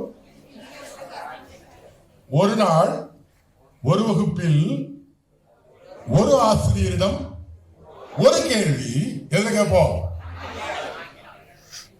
நாளை கேட்பேன், எல்லா வாத்தியாரையும் கேட்பேன். இது நம்ம எடுத்துக்கொள்ளக்கூடிய உறுதிமொழி. நான் திருப்பியும் சொல்லிட்டேன், யாரு இடிச்சவாய் வாத்தியாரோ அந்த வாத்தியார கேளுன்னு சொல்லிட்டேன். இடிச்சவாய் வாத்தியார வேற ஒண்ணும் இல்லை. என்ன இந்த அம்மா பையன் தானே. அதாவது சரி, இப்ப என்ன பார்த்த உடனே நிறைய பேர் யோசிப்பான், சரியான முரட்ட ஆசாமியா இருக்காங்க. இல்ல, அது உண்மை. முரடாக மாறணும்னா மாறிடுவோம். கோர்ட்ல கேஸ் நடத்திக்கிட்டு இருக்கும்போது சாட்சியில கேள்வி கேட்கும் போது சாதாரண கலோக்கியா போயிட்டு இருக்கும்போது அவன் மேல இருந்து ஒரு மாதிரியா பதில் சொல்லணும், அடுத்து என்னுடைய கேள்வி வேறு மாதிரியா இருக்கும். நான் கேட்கிற கேள்வியிலே மேல இருந்து நீதிபதி சொல்லுவாரு, ஏய் மரியாதையா பேச வைக்கிட்ட, என்ன பேச்சு பேசுற, பிடிச்சு உள்ள அடைச்சிருவான். அது டோனை மாத்திடுவோம். யார்கிட்ட எப்படி பேசுறது? என்னை பொறுத்த வரைக்கும் மாணவர்களை பார்க்கும் பொழுதெல்லாம் என்ன தோணும்? கொஞ்சம் பொறாமையாத்தான் இருக்கும். இது ஓடி போய் பஸ்ல டயங்கன்னு தொங்குறான், நம்மளால முடியாது. உடனே என்ன சொல்லுவான்? தொங்குறியா? என்னால முடியல. யோ, உன்னால முடியல. அவன் தொங்குறான், தொங்கிட்டு போறான். வண்டி தூக்கி விடுறான். முடியுமா என்னால? அவனுக்கு தான் அது முடியும். என்ன கீழே விழுந்து கையோ கால போயிட்டு இருந்தா யாருக்கு செய்யணுமோ, யாருக்கு சிரமம் நினைக்காத. உன்னை பெற்ற தாய் தந்தையை எவ்வளவு வேதனை அடைவார்கள். ஒரே ஒரு சம்பவத்தை சொல்லி இதுக்காக ஒரு சம்பவம் உங்களுக்கு எல்லாரும் தெரிஞ்சுக்கும். அரவிந்த் பஸ் ஓடும், அந்த பஸ் கம்பெனி ஓனர் பேரு துர்ராஜ் நடா. 2 பிள்ளைகள், 4 பையங்க. அதுல 2 பையங்க ரொம்ப துருதுரு 2 பையங்க. ஒரு 20 ஆண்டுகளுக்கு முன்பு ஒரு நாள் குறைக்குச்சாலை பக்கத்துல ஒரு வாகன விபத்துல கார்ல போனாங்க. 2 பேரும் அடிபடி செத்துட்டாங்க. ஸ்பாட்லேயே 2 பையன் செத்துட்டான். ஒருத்தனுக்கு வயசு 31, ஒருத்தனுக்கு வயசு 29. திருமணமாகி 2 ஆண்டுகள் 2 குழந்தைகள் இருந்து. இப்போ அந்த பிள்ளைகள்லாம் பெருசாயிட்டு குழந்தைகள். இந்த மாதிரி கிளாஸ் நடத்திக்கிட்டு இருக்கும்போது எனக்கு ஃபோன் வருது. உடனே வீட்டுக்கு வாங்கன்னு நான் வீட்டுக்கு ஓடிட்டேன். வீட்டுக்கு ஓடினா அவர் வந்து உட்கார்ந்துருக்காரு. சார் வாங்க கார் எடுங்க. அப்புறம் அவர் பிஎட் வச்சிருந்தேன். கார் எடுங்க போவோம், போய் ஸ்பாட்டை பார்ப்போம். அப்போ நான் அவர் சொன்னேன், அண்ணாச்சி வேண்டாம், நீங்க வர வேண்டாம், நான் போய் மற்ற ஏற்பாடுகளை செய்கிறேன், நீங்கள் வர வேண்டாம். அவர் இல்லை நான் வருவேன், நான் உன் கூட வருவேன். எவ்வளவோ மல்லு கட்டினேன், முடியல. சரின்னு வாங்க சார்னு கூப்பிட்டு போனேன். அந்த இடத்த போய் பார்த்து அந்த பாடியை எடுக்கிறதுக்கு வெட்டி துண்டு துண்டாக எல்லாத்தையும் செய்து பார்க்கற பார்த்தா அழுதாரு. பிடிச்சு எடுத்துட்டு வந்துட்டேன். வாங்க நான் போவோம்னு சொல்லி எல்லாம் முடிஞ்சிட்டு ஒரு வாரம் கழிச்சு காலையில ஒரு 6:30 மணிக்கு வீட்டு கதவை திறந்துட்டு வெளியே வரேன். என் வீட்டு வெளியே ஒரு பெஞ்சு போட்டிருப்பேன். யாராவது வந்து உட்காரு. அந்த பெஞ்சில் படுத்திருக்காரு காலைல 6:30 மணிக்கு. எனக்கு ஷாக் ஆயிட்டு, இவ்வளவு பெரிய மனுஷன் வந்து படுத்திருக்காருன்னு. அண்ணாச்சின்னு மெதுவா போய் எடுப்பு. எழுந்திருச்ச உடனே கண்ணீரா விட்டு அழுதாரு. வீட்டுல கூட்டு போய் காஃபியை கொடுத்தா தேற்றுன்னு எவ்வளவோ சொல்லிப்பாரு. சொன்ன வார்த்தை இன்னும் மறக்காது. வக்கீலையா சாப்பிட முடியல, நான் 3 மாசம் கூட தாங்க மாட்டேன், சாப்பிட முடியல. என்னன்னாச்சு? ரத்தமும் சதையுமாக தெரிகிறது எனக்கு சாப்பாட்டுல. என் சாப்பாட்டை பார்க்கும் பொழுதெல்லாம் எனக்கு ரத்தமும் சதையும் மட்டும்தான் தெரிகிறது. கரெக்டா 3 மாசம் எதிர்ப்பு போனார். நான் எவ்வளவோ சொன்னேன், அந்த இடத்துக்கு நீங்க வராதீங்கன்னு. 29-30 வயது வளர்த்து அந்த பிள்ளைகளை எவ்வளவு ஆளாக கஷ்டப்பட்டிருப்பான். அந்த தகப்பனுடைய பலி. நான் உன்னை விளையாட்டுன்னு சொல்லல, வரையறைக்குள். உனக்கு பாதிப்பு ஏற்பட அழப்போறது நீ இல்ல, வலிக்க போறது உனக்கு மட்டுமல்ல, உனக்கு வெறும் வலி. உன்னை பெற்ற தகப்பனுக்கு ஏற்படக்கூடிய வலி, தாய்க்கு ஏற்படக்கூடிய வலி, அது தாங்க முடியாது. நீ இப்ப உனக்கு எல்லாம் தெரியும். இன்னும் 10 வருஷம் கழிச்சு உனக்கு ஒரு குழந்தை பிறந்த பிறகுதான் உனக்கு இந்த வலினா என்னன்னு தெரியும். விளையாடுங்க, நல்லா விளையாடுங்க, என்ஜாய். நான் தான் சொல்ல என்ஜாய் பண்ண வந்திருக்கோம், என்ஜாய் பண்ணு. உன் லிமிட் என்ன இருக்கோ அது வரைக்கும் நீ என்ஜாய் பண்ணு. அதை தாண்டும் பொழுது கொஞ்சம் யோசி. உன் அப்பா எப்படி இருப்பார், உன் அம்மா எப்படி இருப்பார், எதுக்காக நம்மளுக்கு அனுப்புனாங்க, அதை மனசுக்குள்ள கொஞ்சோண்டு வச்சு. எங்கெங்கயோ தெருவில் பேப்பர் வித்து, காய்கறி வித்து, ஏதோ வேலையை செய்து, எதையோ செய்து, எதுக்கு அனுப்புறோம்? நான் பெறாத இன்பத்தை என் மகன் பெற வேண்டும். நீ சொன்ன மாதிரி என்ஜாய்மெண்ட், எங்க அப்பனுக்கு அந்த என்ஜாய்மெண்டே கிடைச்சிருக்காரு. நான் என்ஜாய் பண்ணல என் வாழ்க்கையில, என் பையன் என்ஜாய் பண்ணட்டும்னு அனுப்பியிருக்காரு. என்ஜாய் பண்ணிட்டு என் பிள்ளை என் திருப்பி முழுசா வேணும், அவர்தானே மட்டும்தானே எதிர்பார்த்தான், வேற எதுவும் எதிர்பார்க்கலையே. என் பிள்ளை எனக்கு முழுசா வேணும்னு, அந்த முழுசா போய் சேரணும் நீ. அப்ப அந்த வரையறையும் தெரிந்து கொள்ளும். 2 கன்விக்ஷன். ஒரு கன்விக்ஷன், நாளை ஒரு வகுப்பிலாவது, ஒரு வாத்தியாரிடமாவது, ஒரு கேள்வியாவது ஆங்கிலத்தில் கேட்போம். கேட்க வேண்டும் இல்ல, கேட்க வேண்டும். இப்பவுமே எல்லாரும் நான் தான் கேட்கணும் போல இருக்கு. கேட்க வேண்டும் அர்த்தம் நானே. ஒரு கேள்வியாவது ஆங்கிலத்தில் கேட்போம், அவ்வளவுதான். 2வது கண்டிஷன் என்னது? எந்த அனுபவத்தையும் ஒரு அளவிற்குள் வைத்துக் கொள்வோம். இது அறிந்தால் வாழ்க்கையில் எல்லா நலங்களையும் நீங்கள் பெறலாம் என்று கூறி வாய்ப்புக்கு நன்றி பாராட்டி விடைபெறுகிறேன். நன்றி. இவ்வளவு நாள் கல்லூரி என்ற பாடத்தை அனைவரும் நாம் கற்றுக்கொண்டிருப்போம். ஆனால் வாழ்க்கை என்ற ஒரு பாடத்தை இந்த ஒரு மிகச்சிறிய நேரத்திலே தன்னுடைய வாழ்வில் சந்தித்த அனைத்து நல்ல விஷயங்களாக இருக்கட்டும், இல்லை தீய விஷயங்களாக இருக்கட்டும், இல்லைனா மாணவர்கள் தங்களுடைய வாழ்க்கையில் எப்படிலாம் இருக்கணும் அப்படிங்கக்கூடிய எல்லா விஷயத்தையும் கிட்டத்தட்ட ஏறக்குறைய ஒரு 1.5 மணி நேரத்தில் நம்மளுடைய பெருமதிப்பிற்குரிய ஐபிபி சார் அவர்கள் வந்து இன்னைக்கு உங்ககிட்ட சொல்லியிருக்கிறாங்க. I hope this session will be the I opener session for you all. உங்கள் எல்லாருக்குமே இப்போ சார் கேட்ட அந்த விஷயங்கள் உங்களுக்கு உங்கள் மனதை ஏதோ ஒரு வகையில் பாதித்திருக்கும். ஸோ அதை கண்டிப்பாக மனசில் வச்சுட்டு அதன்படி நீங்கள் நடந்துக்குவீங்க அப்படிங்கிறத பேராசிரியர்களான நாங்களும் நம்புகிறோம். ஸோ இவ்வளோ தூரம் வந்து எங்களுக்காக வந்து இந்த பிஸி ஷெடியூலில் நம்ம டைம் கேட்ட உடனே வந்து பேசி இவ்வளோ தூரம் உங்களுக்கு கலோக்கிலா உங்களுக்கு புரியக்கூடிய வகையில் தூய தமிழில் உங்களுக்கு பிடித்த மொழி நடையில் பேசின நம்மளுடைய ஐ பெரியசாமி பாலசேகர் செய்யர் அவர்களுக்கு அனைவரும் எழுந்து நின்று தங்களுடைய கரவொலியை எழுப்பி நன்றி தெரிவித்துக் கொள்கிறேன். Thanks a lot, sir.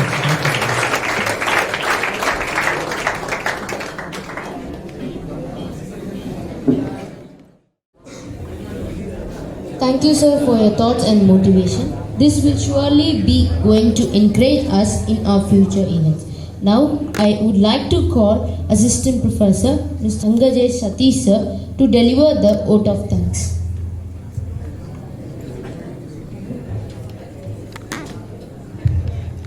Good evening, everyone, to one and all present here. I consider it a great privilege to propose a vote of thanks to all the members. I extend my gratitude to our Honorable Chief Guest, I. Periswamy Balasegar sir. Today we had an opportunity to hear a topic on choosing career goals. Your thoughts have enlightened our minds and have shown us a new path, and this will surely be going to encourage us in our future. Thank you so much, sir.